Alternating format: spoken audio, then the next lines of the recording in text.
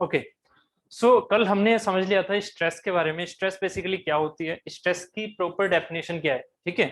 तो जल्दी से मुझे बताइएगा, स्ट्रेस कहाँ पर डिफाइंड होती है? स्ट्रेस कहाँ पर डिफाइंड होती है? फॉर होल एरिया या फिर किसी और चीज पर? पॉइंट, बहुत बढ़िया मनीषा, बहुत बढ़िया। क्योंकि पॉइंट के बेसिस पर ही हमारी थिंकिंग होनी चाहिए जब भी हम स्ट्रेस को देखते हैं। वो जो आपके पास, वेरी गुड, बहुत बढ़िया, ठीक है। क्योंकि हम जब देखते हैं स्ट्रेस का फॉर्मूला, तो वो स्ट्रेस का फॉर्मूला किसके लिए निकालते हैं? अगर मैं आपसे पूछता हूं कि ये जो फॉर्मूला आपने कल डिराइव किया था, sigma equal to P upon A, ये किसके लिए था? इसमें क्या कमी है? अभी क्या क्या कमियां हैं इस फॉर्मूले में, जल्दी से बताइए क्या क्या। एक तो एवरेज, दूसरा, एक तो एवरेज, दूसरा एक वर्ड और होगा, एक एवरेज है। और एवरेज कौन सा वाला एवरेज है? ये कि कौन सा वाला एवरेज है? ये उस एरिया का। एक दूसरा इंटरनल, वेरी गुड, मैं ये चाह रहा था एक इंटरनल भी बोले, ठीक है। एरिया क्या है, कैसा है? ये टोटल क्रॉस सेक्शन वाला, ठीक है। और अगर मैं यहाँ एवरेज लिख रहा हूं तो ये कौन सा एवरेज है? ये है नॉर्मल का एवरेज, ये है नॉर्मल स्ट्रेस का एवरेज। क्योंकि एवरेज शियर स्ट्रेस का भी हो सकता है जहां पर पी पैरेलल हो, ठीक है। ये है नॉर्मल का एवरेज, इंटरनल रेस्टिंग फोर्स जो कि नॉर्मल लग रहा है, ठीक है, किसके? क्रॉस सेक्शन एरिया के परपेंडिकुलर, ठीक है। हाँ, वेरी गुड, नॉर्मल एवरेज, बहुत बढ़िया। ठीक, तो अब स्टार्ट कर लेते हैं इस सेशन को। तो क्वेश्चन ये आपकी स्क्रीन पर है, इस क्वेश्चन को सोल्व करो। जैसे हमने कल समझा था, इन सारी चीजों को फॉर्मूला निकाल लिया था। इस क्वेश्चन को सोल्व करके आंसर दो मुझे जल्दी से। इस क्वेश्चन को सोल्व करके आंसर दो। पहले आप दीजिए, इसमें एक मैक्सिमम 2 मिनट, बहुत ज्यादा बोल रहा हूं, ठीक है, 2 मिनट भी नहीं लगनी चाहिए इस क्वेश्चन में,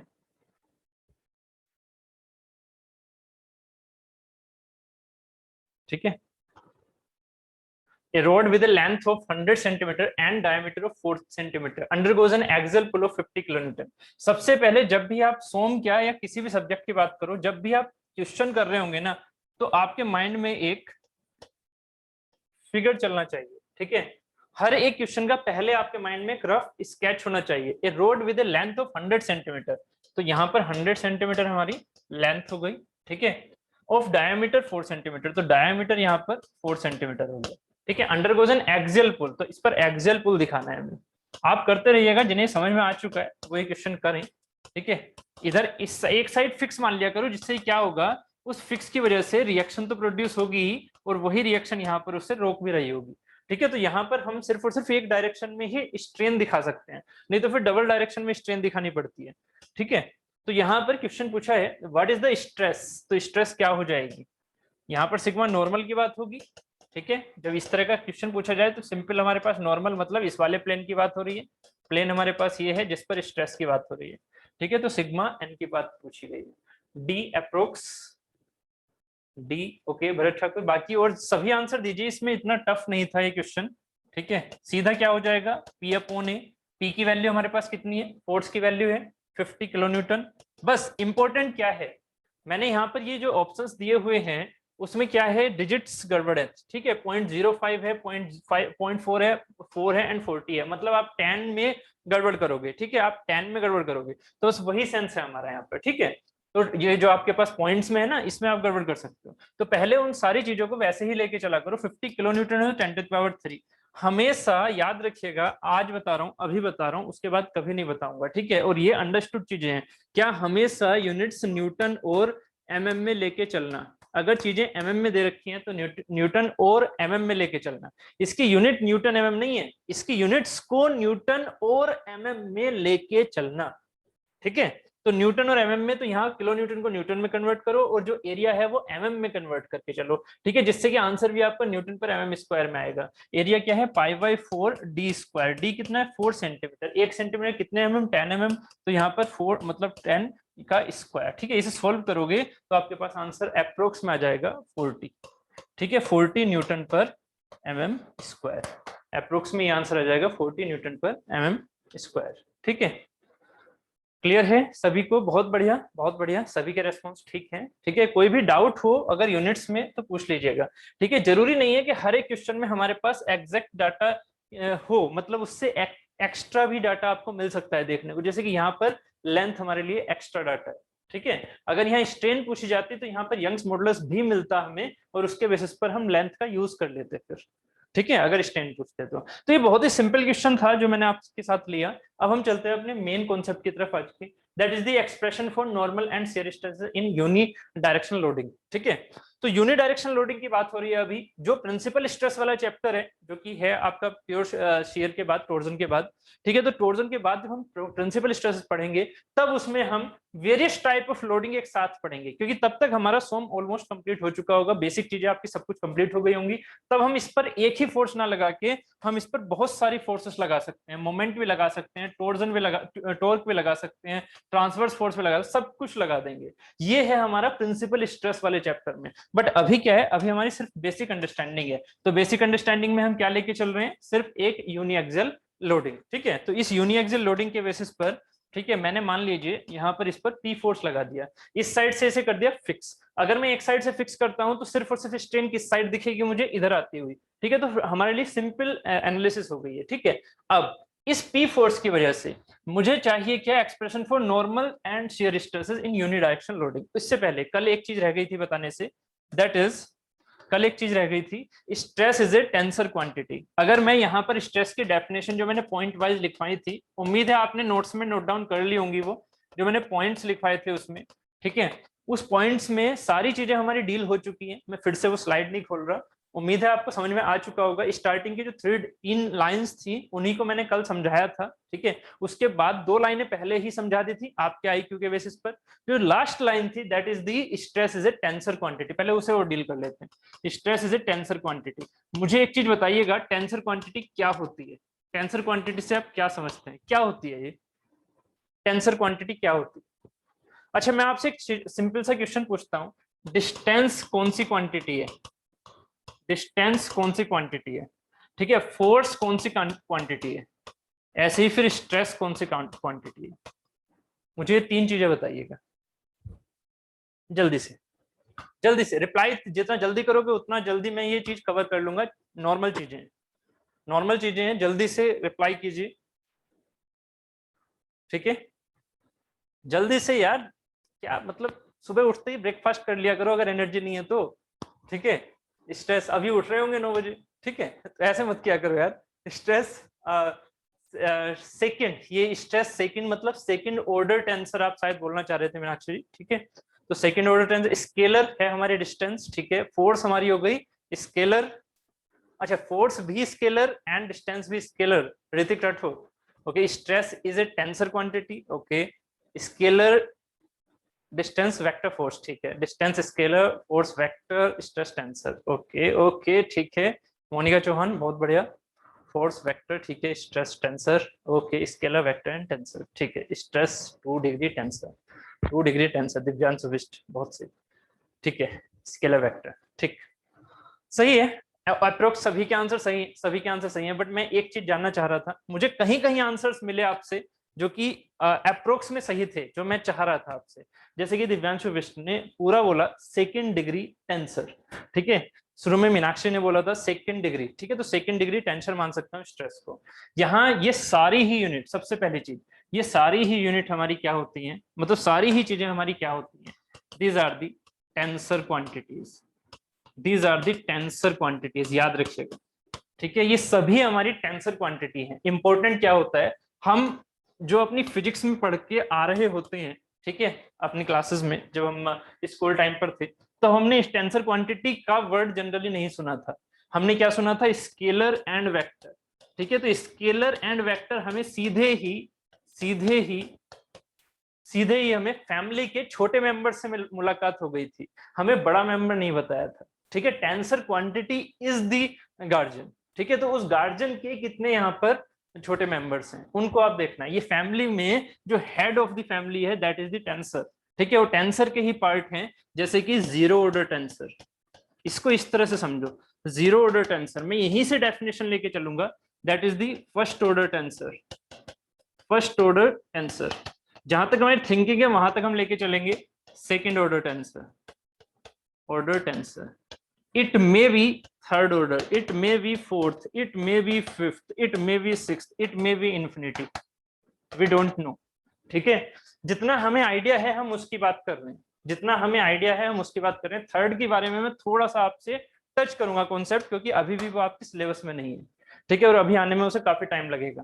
तो जीरो ऑर्डर टेंसर जो है, जीरो ऑर्डर टेंसर, पहली चीज ये समझो, ठीक है, ऑर्डर है, ऑर्डर नहीं, जीरो ऑर्डर टेंसर, ठीक है, ये आर है, ठीक, जीरो ऑर्डर टेंसर समझिएगा।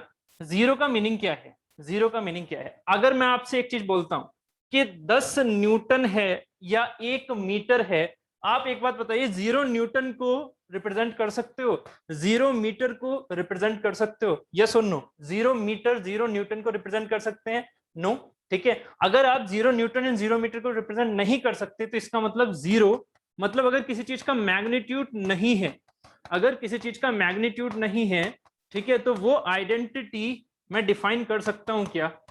अगर किसी चीज का मैग्नीट्यूड ही नहीं है तो वो आइडेंटिटी मैं डिफाइन कर सकता हूं या नहीं? सबसे पहली चीज ये बताइए, अगर किसी चीज का मैग्नीट्यूड ही डिफाइन नहीं है तो क्या मैं उसकी आइडेंटिटी को डिफाइन कर सकता हूं? यस और नो? आप इस खेल में मत उलझिएगा कि फोर्स जीरो होती है तो फोर्स जीरो हो गई वहां। अरे अगर जीरो चीज है तो जीरो का मतलब ही नहीं है ना कुछ, ठीक है। यस, जीरो चीज है तो जीरो चीज का मतलब ही नहीं है, तो डिफाइन कर सकते हो क्या? डिफाइन कर सकते हो क्या इसे? नो, ठीक है। अगर ये डिफाइन नहीं कर सकते तो अब एक बात बताइए, मैग्नीट्यूड के साथ दूसरी चीज क्या होती है मेरी? डायरेक्शन। मैग्नीट्यूड के साथ दूसरी चीज क्या होती है? डायरेक्शन, ठीक है। अब एक बात बताइए, अगर कुछ ऐसी चीजें हैं क्या जो विदाउट डायरेक्शन सिर्फ और सिर्फ मैग्नीट्यूड से डिफाइन हो सकती हैं? विदाउट डायरेक्शन, डायरेक्शन की जरूरत ही ना हो और मैग्नीट्यूड से ही हम उस चीज को डिफाइन कर सके, ऐसी कौन सी चीजें हैं? ऐसी कौन सी चीजें हैं? एग्जाम्पल के तौर पर मैंने यहाँ पर लिखा हुआ है, वेरी गुड, मैंने यहाँ पर लिखा हुआ है डिस्टेंस। डिस्टेंस में क्या कभी डायरेक्शन बताते हो? डायरेक्शन किस में बताते हो? डायरेक्शन बताते हो डिस्प्लेसमेंट में, डायरेक्शन बताते हो यहाँ डिस्प्लेसमेंट में, डिस्प्लेसमेंट में आप डायरेक्शन बताते हो। डिस्प्लेसमेंट की सिंपल डेफिनेशन क्या है?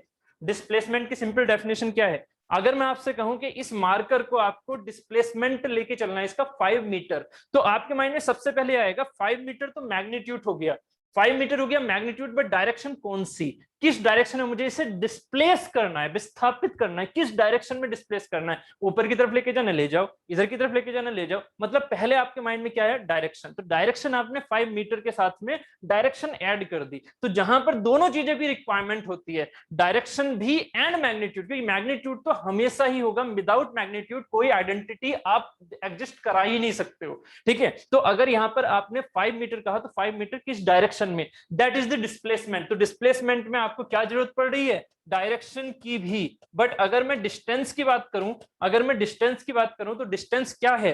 डिस्टेंस क्या है? एक पॉइंट और दूसरे पॉइंट, सिंपल। डिस्टेंस में क्या हमारे पास डायरेक्शन की जरूरत पड़ती है? कभी नहीं। डिस्टेंस में डायरेक्शन की जरूरत पड़ रही है? नहीं।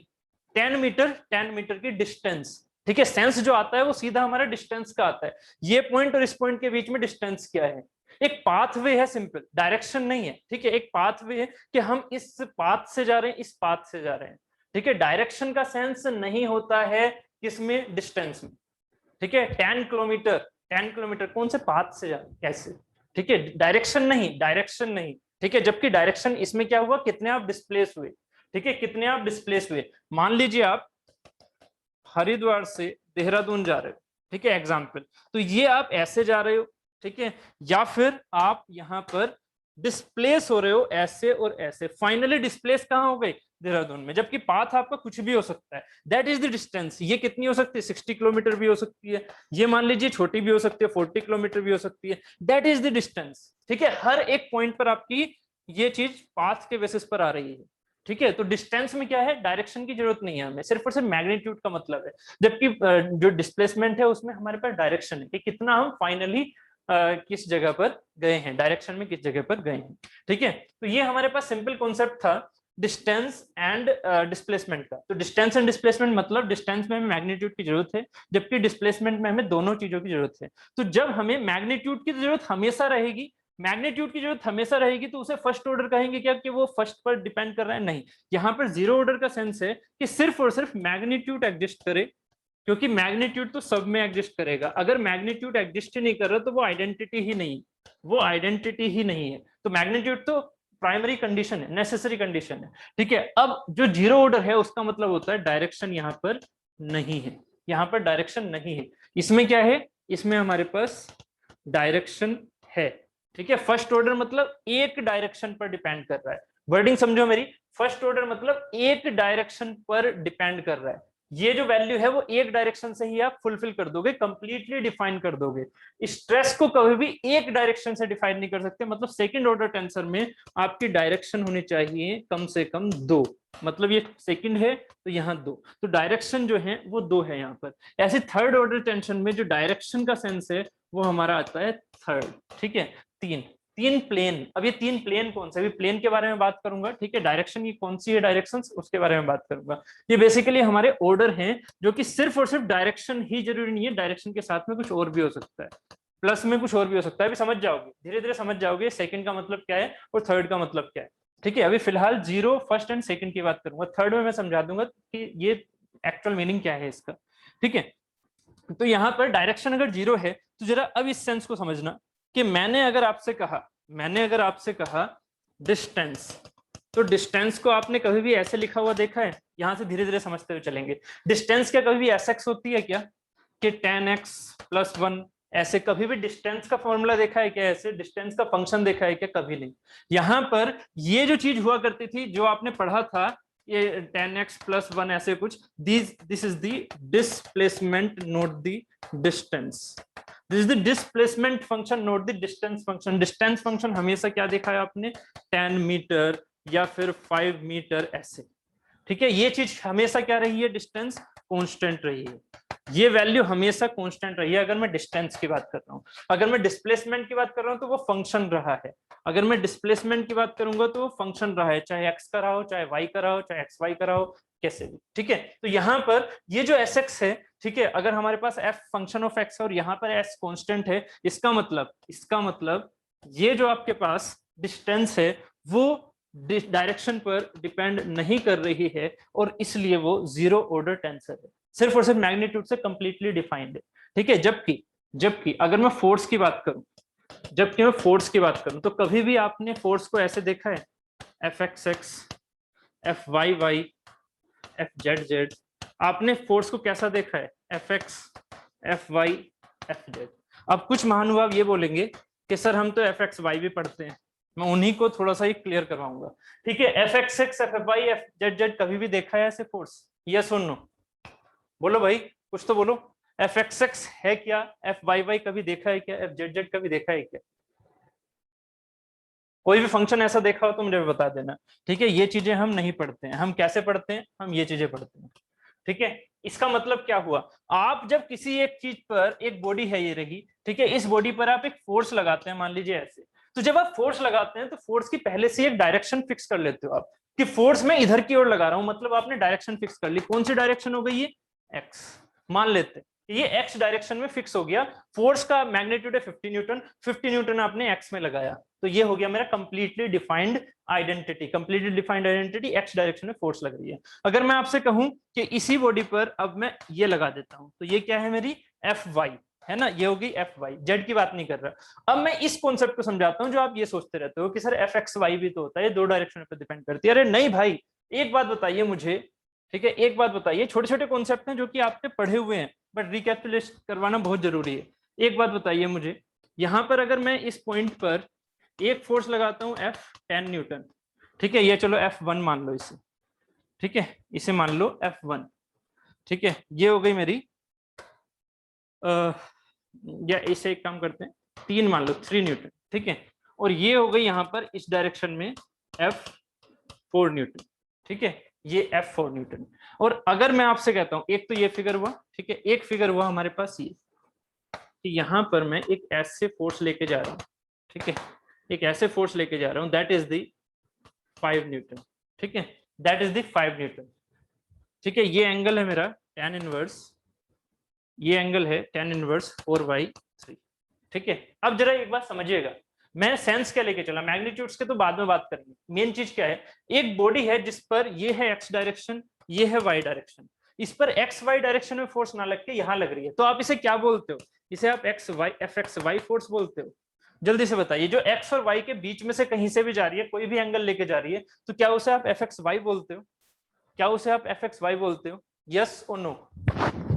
नो, ठीक है, हमेशा याद रखिए, इसमें कंफ्यूज मत होना, ये मेरा fxy नहीं है, ठीक है। अब मैं अगर कहता हूं कि ये जो F की फोर्स यहाँ पर 5 न्यूटन लगी हुई है किसी एक पर्टिकुलर एंगल से, जैसे कि मैं tan इनवर्स 4/3 लिया हुआ है, तो इसके बेसिस पर जो यहाँ का रिजोल्यूशन होगा वो कितना हो जाएगा, 3 न्यूटन, और यहाँ का रिजोल्यूशन क्या हो जाएगा, 4 न्यूटन। आपको रिजोल्यूशन याद ही होंगे, ठीक है, इन्हें रिजोल्व कर लिया तो इनके रिजोल्यूशन कितने आ रहे हैं, एक आ रहा है 3 न्यूटन, एक आ रहा है 4 न्यूटन, कितने का, 5 न्यूटन का, इस डायरेक्शन में, इस डायरेक्शन में। दिस इज द राइट, ये 3 फोर्स लग रहे हैं या फिर एक फोर्स लग रहा है या फिर 2 फोर्स लग रहे हैं, बताइए। इस क्वेश्चन का मैं क्या पूछ रहा हूं ये ध्यान से समझिएगा। एक 5 न्यूटन का फोर्स लगा रखा था मैंने ऐसे, फिगर ये मेरा वैलिड है, ठीक है, फिगर ये मेरा वैलिड है जिसमें 3 फोर्सेस लग रहे हैं, कि एक 5 न्यूटन है, 3 न्यूटन है, 4 न्यूटन है। क्या ये तीनों चीजें मैं एक साथ दिखा सकता हूं, क्या ये तीनों चीजें मैं एक साथ दिखा सकता हूं, तीनों चीजें नहीं। हमेशा याद रखिएगा ये तीनों चीजें कभी भी एक साथ नहीं होती हैं। या तो ये चीज क्या थी, या तो ये चीज हमारी इस तरह से थी, इसी बॉडी पर सिर्फ और सिर्फ 5 न्यूटन लग रहा था, या फिर इसी बॉडी पर क्या क्या लगा रखा था आपने, 3 न्यूटन इधर एंड 4 न्यूटन इधर, या, ठीक है, ये दोनों कभी भी एक साथ नहीं होंगे। अब एक बात बताइए, क्या इस चीज को आइडेंटिफाई करने के लिए, क्या इस चीज को आइडेंटिफाई करने के लिए आपको 4 न्यूटन की जरूरत पड़ रही है?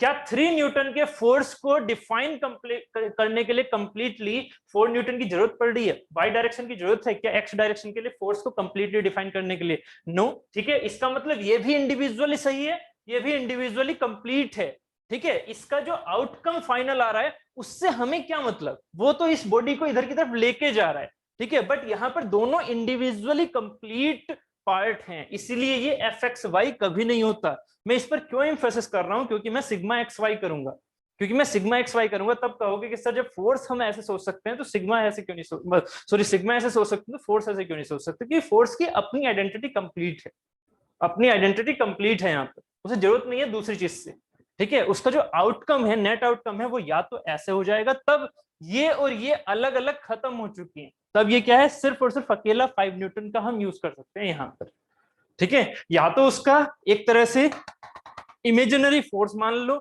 या फिर रियल में एक 5 न्यूटन का फोर्स लगा दो, ठीक है। ये अपने लिए इंडिविजुअली कंप्लीट है, ये फिगर अपने लिए इंडिविजुअली कंप्लीट है, ठीक है। ध्यान से समझिएगा इन चीजों को, मैं इतना इंफेसिस क्यों कर रहा हूं, क्योंकि इनमें चीजें थोड़ी कंफ्यूजिंग हैं। जब आप चीजों को समझोगे तो आपको लगेगा कि सर कहीं कंफ्यूज हो गए हैं, ठीक है, इसीलिए मैं इन पर इतना इंफेसिस कर रहा हूं। अब चलते हैं हम सिग्मा की तरफ या स्ट्रेस। तो ये यहाँ पर क्या हुआ, इसे बोला मैंने first order tensor. First order tensor क्यों बोला, क्योंकि इसमें एक ही डायरेक्शन से, only one direction completely, only one direction can completely define an identity, ठीक है, कंप्लीटली डिफाइन कर देती है एक ही डायरेक्शन, ठीक है। जबकि जो हमारे पास सेकंड ऑर्डर होता है, सेकंड ऑर्डर टेंसर, उसमें क्या है, अब इसको जरा ध्यान से समझिएगा। सेकंड ऑर्डर टेंसर में क्या होता है, सेकंड ऑर्डर टेंसर में बेसिकली, सेकंड ऑर्डर टेंसर में बेसिकली सिर्फ और सिर्फ एक डायरेक्शन से कंप्लीटली डिफाइन नहीं होती बॉडी, सिर्फ और सिर्फ एक डायरेक्शन से कंप्लीटली बॉडी डिफाइन नहीं कर सकते, वो आइडेंटिटी डिफाइन नहीं कर सकते। जैसे आपने अभी स्ट्रेस समझी है, ठीक है, बट मैं आपको एग्जांपल लेके चल रहा हूं MOI से, मोमेंट ऑफ इनर्शिया से, ठीक है। मोमेंट ऑफ इनर्शिया आप जानते हैं, इंजीनियरिंग मैकेनिक्स जिन्होंने पढ़ी हुई है उन्हें सब कुछ आइडिया होगा MOI क्या है, ठीक है। MOI is the second order tensor. कैसे प्रूफ करते हैं, MOI is the second order tensor, ये क्वांटिटी होती है, प्रूफ करते हैं कैसे। आपके पास मान लीजिए एक पेज है, ठीक है, मान लेते हैं आपके पास ये पेज है, ठीक है।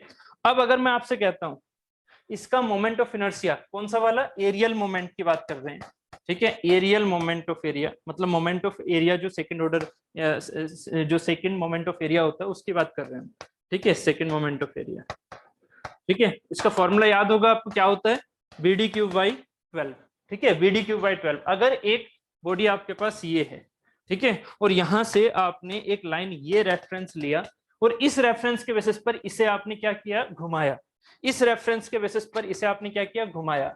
ये आपने मोमेंट ऑफ इनर्शिया की डेफिनेशन में समझा हुआ होगा। तो ये जब ऐसे घुमाते हैं किसके रेस्पेक्ट में, ये डायरेक्शन मान लीजिए एक्स डायरेक्शन है, तो एक्स के रेस्पेक्ट में इसकी जो वैल्यू आती है वो आती है B, यहाँ पर ये D है तो VD³/12, IXX को हम बोल देते हैं VD³/12, है कि नहीं। ये सेंस अभी समझिएगा, जबकि एक्चुअल में एक्स एक्स जो टर्म होता है वो सही नहीं होता है। मैं अभी समझाऊंगा कैसे सही नहीं होता है, वो पहले स्ट्रेस समझेंगे, उसके बाद ये चीजें मैं बता दूंगा कि यहाँ एक्स एक्स नहीं होगा, यहाँ कुछ और होता है। बट हम क्योंकि पहले से पढ़ते आ रहे हैं इसलिए हम एक्स एक्स ही रखते हैं। मैंने आपसे बोला है कि इंजीनियर वो होते हैं जो आपकी गलतियां पता हो जिन्हें, ठीक है, उन्हें सुधारने की जरूरत नहीं है, गलतियां पता है क्योंकि वो पहले से ही ऐसी चलती आ रही हैं, तो हम ऐसे ही चला रहे हैं उसे, ठीक है। उसके बाद होता है आई वाई वाई। अगर मैं इसी बॉडी का आई वाई वाई पूछता हूं आपसे, तो मैंने क्या किया, बॉडी वही है, अरे यार बॉडी तो वही है ना, है ना, बॉडी में तो कोई चेंज ही नहीं किया मैंने, बट इसका जो आई है मतलब एक आइडेंटिटी, एक आइडेंटिटी, अगर मैंने यहां पर इसको इस डायरेक्शन से, इस डायरेक्शन से देखा, उसी बॉडी पर डायरेक्शन लगा ली ये वाली, तो डायरेक्शन इसके अबाउट इसका मोमेंट ऑफ इनर्शिया क्या हो गया, चेंज। भाई बॉडी वही थी, ठीक है, आइडेंटिटी वही है मोमेंट ऑफ इनर्शिया, बट जैसे ही मैंने डायरेक्शन चेंज की ये चेंज हो गया, डायरेक्शन चेंज की ये चेंज हो गया। आप समझ रहे हो, बॉडी पर हम मोमेंट ऑफ इनर्शिया को काउंट कर रहे हैं, बॉडी पर हम मोमेंट ऑफ इनर्शिया को काउंट कर रहे हैं, जो कि डायमेंशंस पर डिपेंड कर रहा है, ये कोई फोर्स वोर्स नहीं है, ये सिर्फ और सिर्फ उसकी डायमेंशन एनालिसिस है। मोमेंट ऑफ इनर्शिया डायमेंशन के बेसिस पर हम बात कर रहे हैं, BD³/12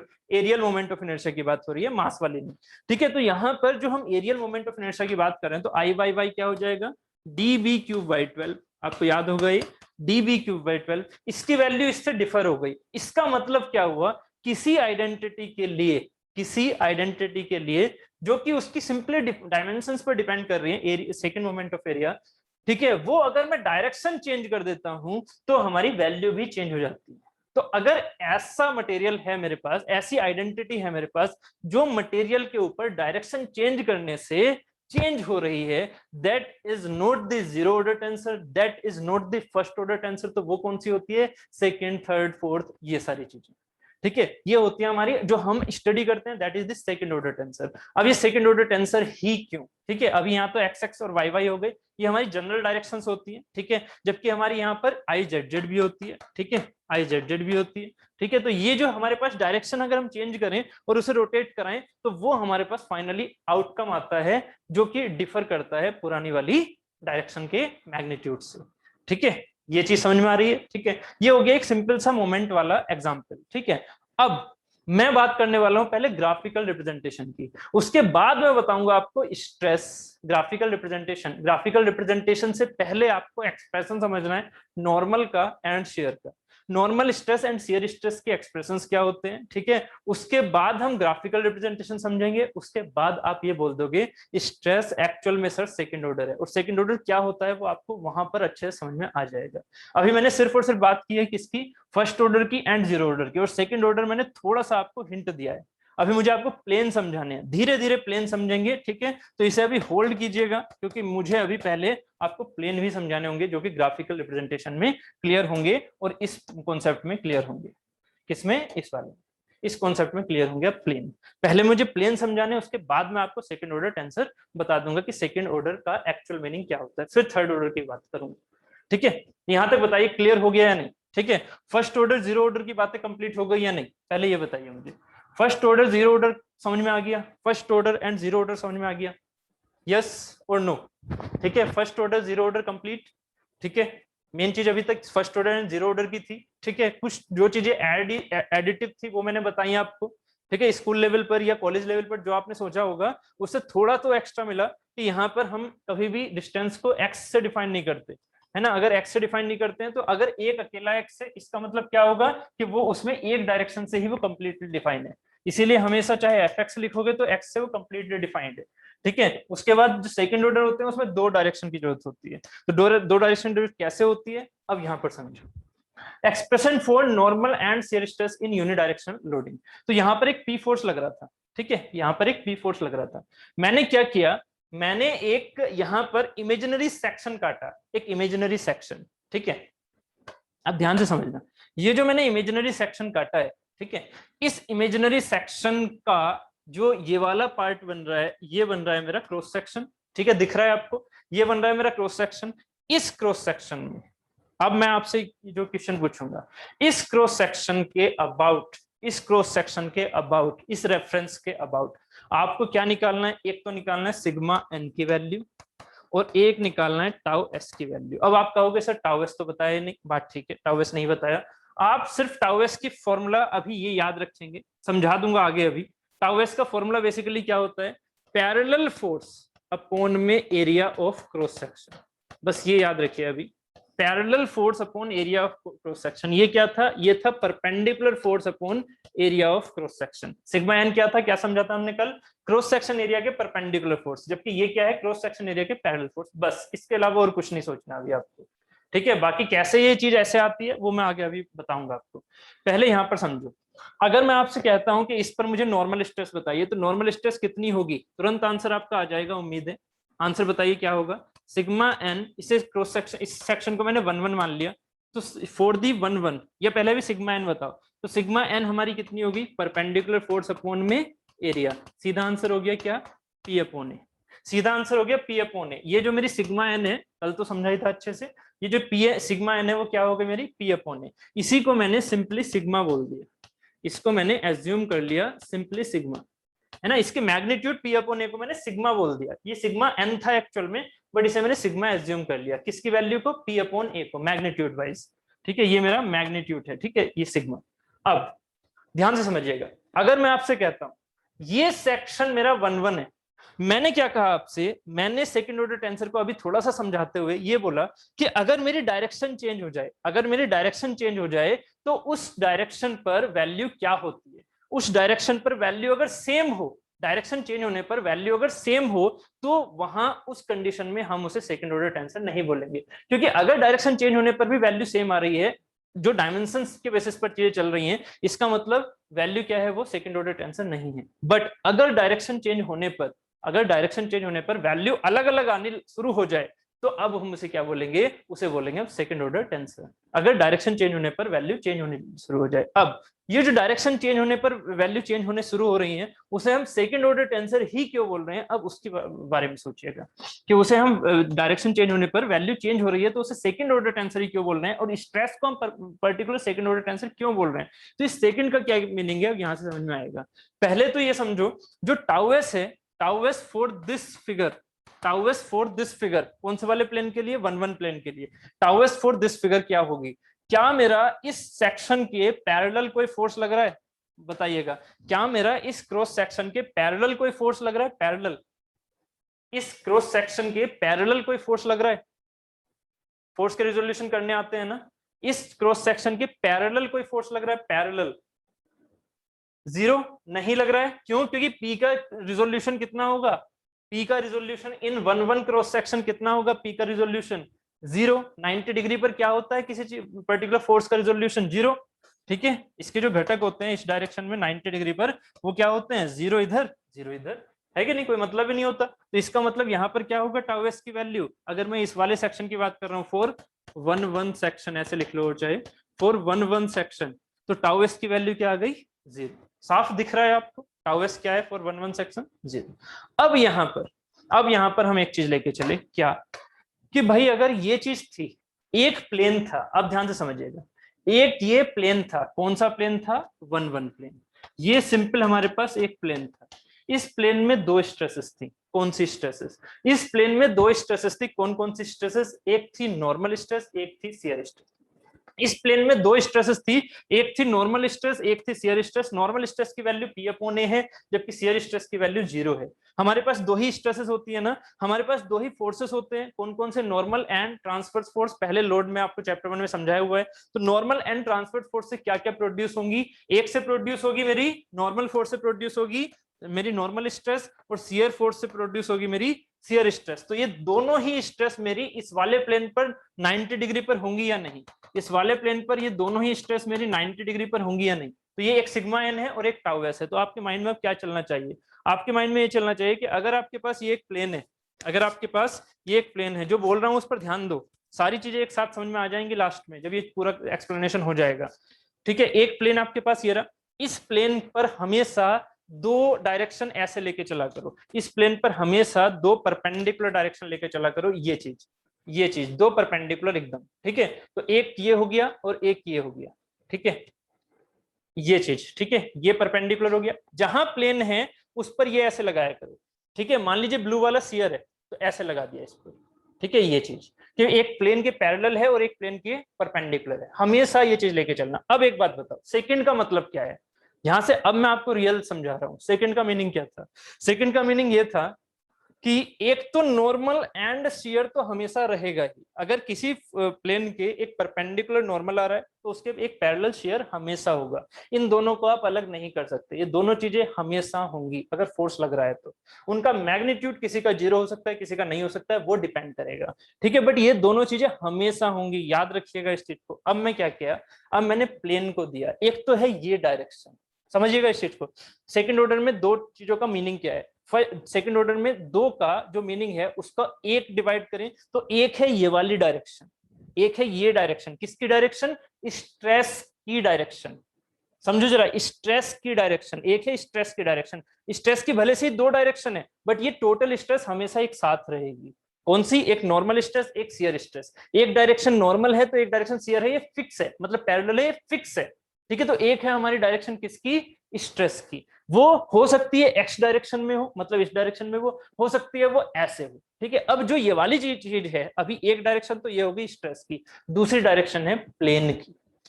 जो यहाँ दो टर्म है ना कि सेकंड ऑर्डर टेंसर, तो सेकंड जो ऑर्डर का नाम है उसमें दो चीजें कौन कौन सी निहित हैं, उन दोनों चीजों को ये समझिएगा, एक तो है स्ट्रेस की डायरेक्शन और एक है हमारे प्लेन की डायरेक्शन।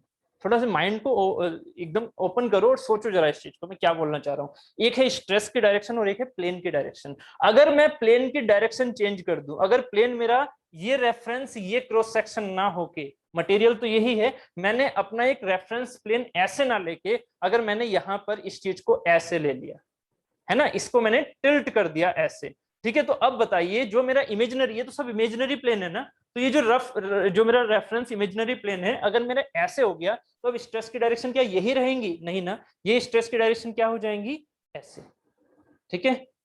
ये स्ट्रेस की डायरेक्शन कैसी हो जाएंगी, ऐसे, ठीक है, क्योंकि ये प्लेन चेंज हो गया है तो स्ट्रेस भी अपने आप को चेंज करेंगी, ऐसे करेंगी, बट डेफिनेशन वही रहेगी, क्या, प्लेन के परपेंडिकुलर नॉर्मल एंड प्लेन के पैरेलल शियर, प्लेन के परपेंडिकुलर नॉर्मल एंड प्लेन के पैरेलल शियर, ठीक है। तो एक चीज है हमारी स्ट्रेस की डायरेक्शन, ठीक है, नॉर्मल एंड शियर। ये नॉर्मल वर्ड कहां से आया, स्ट्रेस की डायरेक्शन है, शियर वर्ड कहां से आया, स्ट्रेस की डायरेक्शन। एक तो होगी स्ट्रेस की डायरेक्शन, दूसरी है प्लेन की डायरेक्शन। प्लेन ऐसे भी हो सकता है, प्लेन ऐसे भी हो सकता है, प्लेन ऐसे भी हो सकता है, समझ रहे हो, प्लेन ऐसे भी हो सकता है। तो ये है उस प्लेन पर नॉर्मल, ये है उस प्लेन पर शेयर, ठीक है। बात क्लियर हो रही है या नहीं? ऋषभ सैनी बताइए, अभी बात क्लियर हुई है नहीं? क्योंकि मैंने काफी बार रिपीट भी किया है, अगर अभी भी रिपीट करना है तो बताइए। किसी को भी अगर फिर से रिपीट करना है ये चीज तो बताइए, क्योंकि अभी मैं चीजों को अभी मैथमेटिकली भी प्रूफ करूंगा और उसके बाद फिर से समझाऊंगा। पहले मैथमेटिकली प्रूफ करेंगे फिर से समझाएंगे, ठीक है।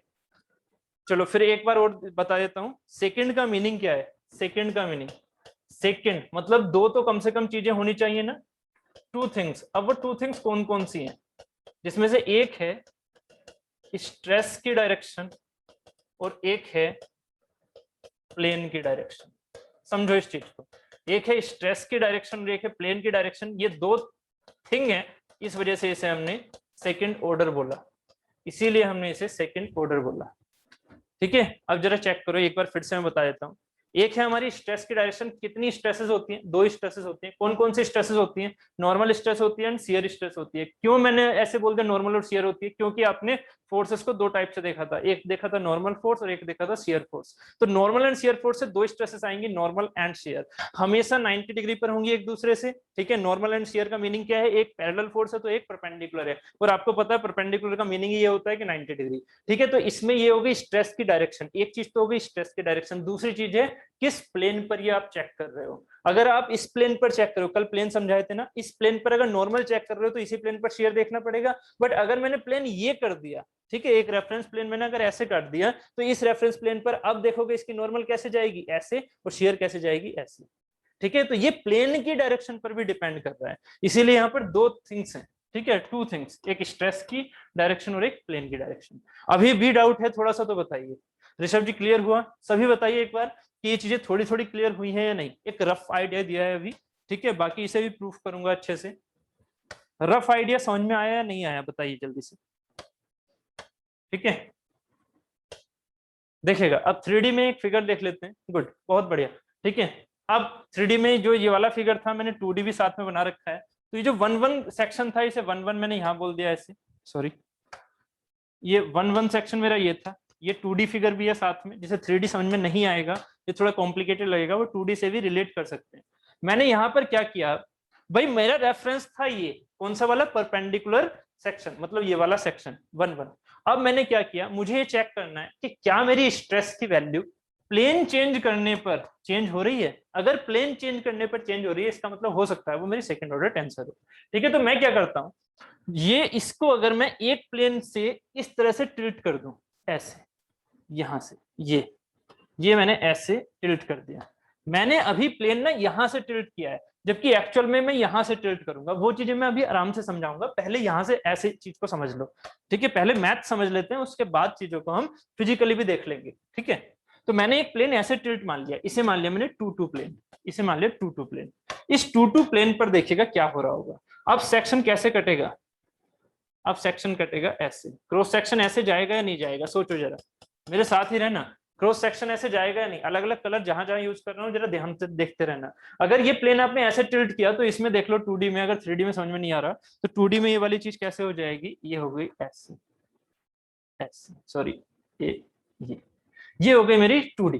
ठीक है, अब इस प्लेन को आप ऐसे आर पार मानोगे, जैसे वहां पर दिखा रखा है मैंने, ऐसे लेके जाओगे, तो ऑब्वियस है इस 1-1 के लिए इसका क्रॉस सेक्शन एरिया ए मान लिया, क्रॉस सेक्शन एरिया ए है। ठीक है, 2-2 के लिए क्रॉस सेक्शन एरिया क्या होगा, 1-1 के लिए ए है तो 2-2 के लिए क्रॉस सेक्शन एरिया क्या होगा। क्या मैं ए ही मान लूंगा 2-2 के लिए क्रॉस सेक्शन एरिया, या कुछ और। आपको यहां से दिख भी रहा होगा क्रॉस सेक्शन एरिया क्या हो रहा है, चेंज हो रहा है, तो इसे मैंने ए डैश मान लिया, इसे मैंने ए डैश मान लिया सबसे पहले इसकी कैलकुलेशन। ठीक है, चेंज होगा बिल्कुल, बहुत बढ़िया, ए डैश मान लिया सबसे पहले इसकी कैलकुलेशन। एंगल मैंने कितना चेंज किया, जो मेरा प्लेन था क्योंकि ये सब इमेजिनरी प्लेन है, तो मैंने एंगल कितना चेंज किया, मान लीजिए वर्टिकल से थीटा। अब गलती मत करना, जो मैं बोल रहा हूं वही याद रखना, आगे जैसा क्वेश्चन होगा वैसे हम चेंज कर लेंगे अपनी लैंग्वेज। ठीक है, अभी के लिए जो मैं बोल रहा हूं उससे याद रखिएगा, वर्टिकल से एंगल किस डायरेक्शन में, एंटी क्लॉकवाइज सेंस में, वर्टिकल से एंगल एंटी क्लॉकवाइज में। ठीक है, ये होता है हमारा पॉजिटिव सेंस, यानी कि थीटा का सेंस। ठीक है, हम ऐसे मान के चलते हैं कि वर्टिकल से एंटी क्लॉकवाइज में, तो ये हमारा प्लेन ऐसे घूमा, भाई घूम भी तो रहा है ना, इसको हम अपने हिसाब से इमेजिनरी प्लेन को चेंज कर रहे हैं ना, तो ये पहले ऐसे था, अब दूसरा मैंने ये कंडीशन मान ली, तो इस कंडीशन मानने में मैं प्लेन यहां लेके चल रहा हूँ। ठीक है, इसे घुमाना मत, ये इनफाइनाइट प्लेन है, ये इनफाइनाइट प्लेन है, बस आपका सेंस में लेके चल रहा हूँ। पहले आपने थीटा यहाँ 0 पर कंसिडर किया था, अब थीटा यहाँ थीटा है, कुछ है। ठीक है, तो अगर वर्टिकल है तो थीटा कितना है, 0 है। अगर 1-1 सेक्शन की बात कर रहा हूँ तो थीटा कितना है, 0 है, और यहाँ पर है तो कुछ वैल्यू होगी, 30 डिग्री 45 डिग्री जो भी आप मानोगे। ठीक है, तो इस थीटा के बेसिस पर जो 2-2 सेक्शन आया है उस पर ए डैश की वैल्यू कितनी हो जाएगी, कोई बता पाएगा, ये ए डैश की वैल्यू कितनी होगी, ए डैश ए के टर्म्स में, ए के टर्म्स में और थीटा के टर्म्स में, ए के टर्म्स में और थीटा के टर्म्स में इस ए डैश की वैल्यू कितनी होगी, कोई बता पाएगा, बताइए। ए डैश की वैल्यू कितनी होगी,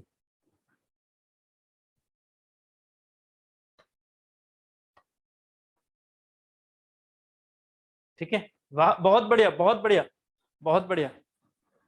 ये भरत ठाकुर ए कोस थीटा नहीं, गड़बड़ हो जाएगा फिर, ए कोस थीटा करोगे तो। मोनिका चौहान बहुत बढ़िया, A by cos theta. Parth Dwivedi बहुत बढ़िया। हाँ अब ठीक है Bharat Thakur, A by cos theta, क्यों, क्योंकि आपको ये जो फिगर दिख रहा है इसमें क्या है, इसमें हम पाइथागोरस लगा सकते हैं, दूसरी तरीके से हम यहाँ पर वो रूल लगा सकते हैं जो हमें पता होते हैं। कोस थीटा का एंगल कितना हो जाएगा, कोस थीटा जो होता है वो हमारा बेस अपॉन हाइपोटेनस, तो बेस हमारे पास क्या है ए, तो कोस थीटा यहाँ से क्या हो जाएगा, इस वाले फिगर से cos theta equal to A upon में ए डैश, ए अपॉन में A dash, so answer A dash will be A upon cos theta. ठीक है, A dash equal to A by cos theta, ये triangular वाली जो हमारे पास sense होते हैं हम डायरेक्टली वो यूज कर रहे हैं।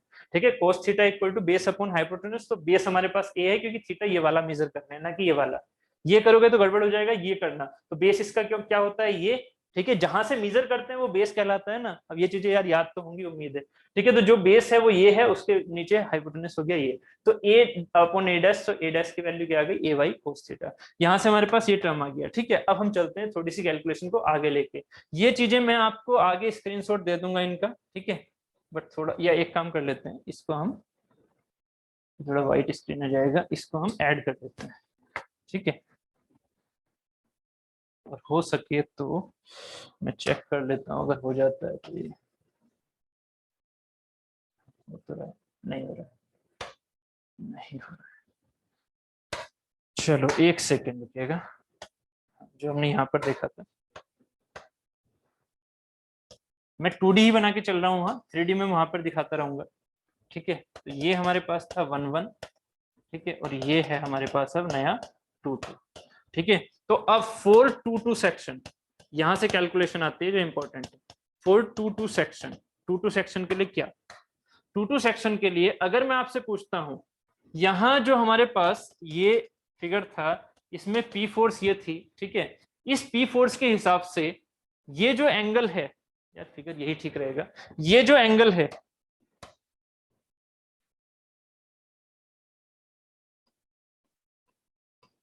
ठीक है, ये वाली लाइन, आप जरा इस चीज को और देखिएगा, यहां पर ये चीज, फोर्स अगर पी यहां पर लग रही थी तो इस पी को मैं यहां पर बोल सकता हूं ऐसे, ये पी ऐसे लग रहा था। ठीक है, अब एक बात बताइएगा कि अगर ये पी ऐसे लग रहा था, जिसको मैं यहाँ पर पी दिखा रहा था, तो यहाँ पर पी दिखा सकता हूँ, ठीक है, लॉ ऑफ ट्रांसमिसिबिलिटी से। अब अगर मैं 2 2 सेक्शन की बात कर रहा हूं, तो 2 2 सेक्शन के हिसाब से, 2 2 सेक्शन के हिसाब से ये जो आपके पास पी है वो कहां लग रहा है, 2 2 सेक्शन के हिसाब से ये जो पी है वो कहां लग रहा है, यहाँ ऐसे, ये जो पी है वो ऐसे लग रहा है, 2 2 सेक्शन पर पी अभी भी ऐसे लग रहा होगा, ऐसा मैं मान के चल रहा हूँ। ठीक है, यहाँ पर पी हमारे पास ये हो गया और यहाँ पर ये पी ऐसे हो गया। अब एक बात बताइएगा, सिग्मा एन की वैल्यू, सिग्मा एन की वैल्यू फॉर 2 2 सेक्शन, क्या आप पी अपॉन ए डैश कर सकते हो, मेरी वर्डिंग समझो जरा, क्या आप सिग्मा एन की वैल्यू फॉर 2 2 सेक्शन क्या पी अपॉन ए डैश कर सकते हो, क्या पी अपॉन ए डैश कर सकते हो, नो, है ना, समझ रहे हो ना, मतलब ये वर्डिंग्स को। ठीक है, क्योंकि थोड़ा सा मुझे यहाँ पर अजीब लग रहा है, क्योंकि मुझे बार बार ये चीजें चेंज करनी पड़ रही हैं। ठीक है, इसे कहते हैं बोर्ड छोटा होना। ठीक है, तो यहाँ पर ये जो है हमारे पास पी पार्ट जो है, इस पी पार्ट का हमें क्या करना पड़ेगा, रिजोल्यूशन, इस पी फोर्स का हमें क्या करना होगा, रिजोल्यूशन। तो यहाँ पर पी का एक तो हो गया ये वाला। अब ये जरा थीटा सोचिएगा, अगर ये थीटा था तो ये कितना होगा, अगर ये थीटा था तो ये थीटा होगा या 90 माइनस थीटा, ये और बताओ, ये थीटा होगा या 90 माइनस थीटा, समझ रहे हो ना क्वेश्चन क्या कह रहा हूं, ये थीटा था तो ये कितना होगा, क्योंकि आप पी का रिजोल्यूशन कर सकते हो ना आराम से, इस प्लेन के रेस्पेक्ट में, एक तो ये जाएगा तो एक उसके 90 डिग्री, इस प्लेन पे एक 90 डिग्री लेंगे, एक ये लेंगे। अभी आपने नो आंसर दिया था ना, हाँ थीटा, बहुत बढ़िया। आप चाहे तो इस चीज को दो तरीके से कर सकते हो, एक तो हमारा ट्रिग्नोमेट्री हो गई, क्या, अगर ये थीटा तो ये 90, ये 90 और ये कितना था 90 माइनस थीटा, ये 90 माइनस थीटा, आपके पास ये चीज क्या है 90 डिग्री, सो ये कितना बचेगा थीटा, ये सीधी लाइन है ना, ये 90 माइनस थीटा है, ये 90 माइनस थीटा, ये 90, तो ये कितना बचेगा थीटा, क्योंकि भाई 180 करना था इस वाली सीधी लाइन को।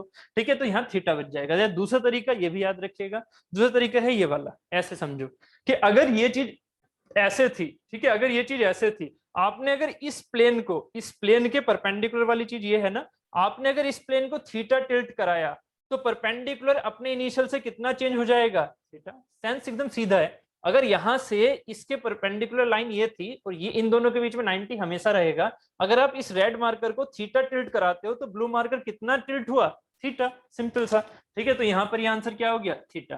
ठीक, तो अब जो P है तो P का ये क्या हो जाएगा, कोस थीटा, आपको उम्मीद है याद होगा, ये ट्रिग्नोमेट्री वाला सेंस था, स्कूल लेवल थिंकिंग।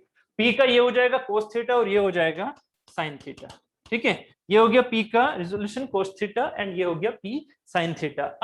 अब आप मुझे बताइए sigma N for 2 2 section, sorry sigma N for 2 2 section, अब इसकी वैल्यू क्या होगी, सिग्मा एन फोर 2 2 सेक्शन की वैल्यू क्या होगी, परपेंडिकुलर फोर्स, बेसिक डेफिनेशन से जाएंगे, perpendicular force for 2 2 section, perpendicular force for 2 2 section upon area of 2 2 section, upon area of 2 2 section. तो परपेंडिकुलर फोर्स 2 2 सेक्शन कितना है मेरा, perpendicular force 2 2 section P cos theta, very good, ये हो गया मेरा P cos थीटा अपॉन ये जो है A22 वो क्या है मेरा A डैश, A डैश की वैल्यू अभी क्या थी AY cos theta. So answer क्या आ गया P upon A cos square theta. P upon A को मैग्नीट्यूड में आपने क्या लिखा था, सिग्मा, सिग्मा एन नहीं बोलेंगे उसे, सिग्मा बोलेंगे, जो हमने पहले ही एक मैग्नीट्यूड ले लिया था, ठीक है, थोड़ी देर पहले ही। तो sigma cos square theta, this is the terminology for sigma N 2 2, जो कि किस पर है, एट एनी थीटा, जो कि किस पर है, ये वाला प्लेन किस पर है, एट एनी थीटा, थीटा की वैल्यू कुछ भी हो सकती है। थीटा की वैल्यू कुछ भी हो सकती है, उसके लिए सारी जगह ये वैलिड होगा क्योंकि थीटा पर डिपेंड कर रहा है। सिग्मा की वैल्यू थीटा पर डिपेंड करिए, थीटा चेंज होगा तो इसकी वैल्यू चेंज होगी, सिग्मा एन की वैल्यू चेंज होगी, इसका मतलब ये सेकंड ऑर्डर टेंसर है। ठीक है, और यहाँ पर दो चीजें हमारे अलग अलग डायरेक्शन हैं, एक तो स्ट्रेस की डायरेक्शन है और दूसरा हमारे पास प्लेन की डायरेक्शन है। प्लेन की डायरेक्शन चेंज करने पर वैल्यू चेंज हो रही है, ठीक है, जबकि फोर्स अपना उसी जगह पर लगा हुआ है। फिर भी अगर प्लेन चेंज कर रहे हैं तो स्ट्रेस की वैल्यू चेंज हो रही है। इन चीजों को समझो, एक्सटर्नल फोर्स वही लगा हुआ है, एक्सटर्नल फोर्स आपने इसमें नहीं लगाया, एक्सटर्नल फोर्स वही लगा हुआ है, प्लेन आपने चेंज किया तो इंटरनल रेजिस्टेंस चेंज हुआ उस डायरेक्शन में। ठीक है, अभी मैं आपसे यही चीजें तो बताऊंगा आपको, मैं कह रहा हूँ फिजिकली समझाऊंगा अभी चीजों को, जो आप सोचते हैं ऐसा रियल में नहीं होता है, अभी पूछूंगा आपसे। ठीक है, यहाँ पर दूसरी चीजें और कर लेते हैं, पहले ये मैथ्स कंप्लीट कर लेते हैं। 2s फॉर 2 सेक्शन बताइए, tau S shear stress for 2 section क्या हो जाएगा, P parallel for 2 section, P parallel for 2 section upon A22। ठीक है, तो P पैरेलल फोर्स कितना है यहाँ पर, P पैरेलल कितना है, P sine theta, very good, P sine theta upon A dash, पहले से ही तैयार रहते हैं आप। P साइन थीटा में क्या पूछने वाला हूँ, A upon cos theta, so answer क्या हो जाएगा, P upon A sine theta into cos theta. अब यहाँ पर आप एक काम कर सकते हैं, 2 से मल्टीप्लाई 2 से डिवाइड, तो क्या हो जाएगा P अपॉन 2A, और ये बन के आ गया 2 साइन थीटा कोस थीटा मतलब साइन 2 थीटा। सो यहाँ से हमारे पास आंसर मिलके आ रहा है सिग्मा, इसे हम P अपॉन A को सिग्मा बोल सकते हैं, सिग्मा y2 साइन 2 थीटा। अब गलती मत करना यार, धुरंधर अगर ऐसे होंगे तो प्लीज ऐसे मत करना, क्या कि टाउ एस सिग्मा पर डिपेंड कर रहा है, shear stress shear sorry normal stress के बराबर होगा, नॉर्मल नहीं है भाई, ये बताओ ये नॉर्मल है क्या, ये सिर्फ और सिर्फ मैग्नीट्यूड है P अपॉन A का, ये सिर्फ मैग्नीट्यूड है P अपॉन A का, इसे नॉर्मल स्ट्रेस मत मानना रे। ठीक है, समझ गए, ठीक है, तो टाउ एस हो गया हमारा सिग्मा y2 साइन 2 थीटा। ठीक है, कुछ कुछ चीजें बोलता हूँ, इन चीजों को भूलना मत, नहीं तो कहोगे सर शियर स्ट्रेस और नॉर्मल स्ट्रेस में तो रिलेशन होता है, अरे ऐसे रिलेशन नहीं आ रहा भाई ये। ठीक है, चलो, तो यहाँ पर सिग्मा एन हो गया हमारे पास sigma cos square theta, and tau S हमारे पास निकल के आ गया सिग्मा y2 साइन 2 थीटा। यहाँ से समझते रहना अभी से, सिग्मा एन हो गया सिग्मा कोस स्क्वायर थीटा, ठीक है, और टाउ एस आ गया sigma y2 sine 2 theta. Real में एक्चुअल में ये है इसका मीनिंग, पता लगा आप गलतियां करते रहो। ठीक है, उम्मीद है इतनी गलती नहीं करोगे इतनी बार बोलने के बाद। ठीक है, तो ये है sigma N and tau S. अब एक बात सोचिएगा, थीटा को जरा चेंज करो अब, है ना, पहले तो ये, इसके बाद ये चीजें रखिएगा। ठीक है, जो कॉपी कर रहे थे उन्होंने कर लिया होगा, बाकी मैं लास्ट में स्क्रीनशॉट दे दूंगा, पहले ये पढ़ेंगे उसके बाद ये, उसके बाद ये। ठीक है, अब इसकी जरा रिलेशन समझो। अगर मैं आपसे कहता हूँ, यहाँ पर देख लेते हैं, अगर मैं आपसे कहता हूँ क्या कि थीटा को 0 बताओ, थीटा को 0 बताओ, अब थोड़ा फिजिकली सोचते हैं मैथ्स के साथ। अगर थीटा 0 है, इफ थीटा 0 डिग्री, तो हमारे पास सिग्मा एन की वैल्यू क्या आ रही है इस फॉर्मूले से, सिग्मा एन की वैल्यू क्या आ रही है, कोस 0, कोस 0 की वैल्यू 1, इसका मतलब P अपॉन A, मतलब सिग्मा की वैल्यू। ठीक है, सिग्मा एन इक्वल टू क्या आ रहा है, सिग्मा। क्या ऐसा रियल में आया था, आंसर दो, क्या ऐसा रियल में आया था जब आपने इस सेक्शन की बात की थी, 1-1 सेक्शन की? जब आप 1-1 सेक्शन सोचोगे तो 2-2 को भूल जाओगे, जब आप 2-2 सेक्शन की बात कर रहे हो तो 1-1 को भूल जाओगे। तो 1-1 सेक्शन ये रहा, तो 1-1 सेक्शन पर थीटा कितना था, 0 था। यहाँ पर अगर P फोर्स लग रही थी तो सिग्मा एन की वैल्यू अभी हमने प्रूफ की थी कि वो सिग्मा मतलब P बाई A आई थी, है ना, P बाई A आई थी सीधी, P अपॉन ये जो एरिया था A। ठीक है, तो यही हमारी यहाँ से भी आ रही है इस फॉर्मूले से भी।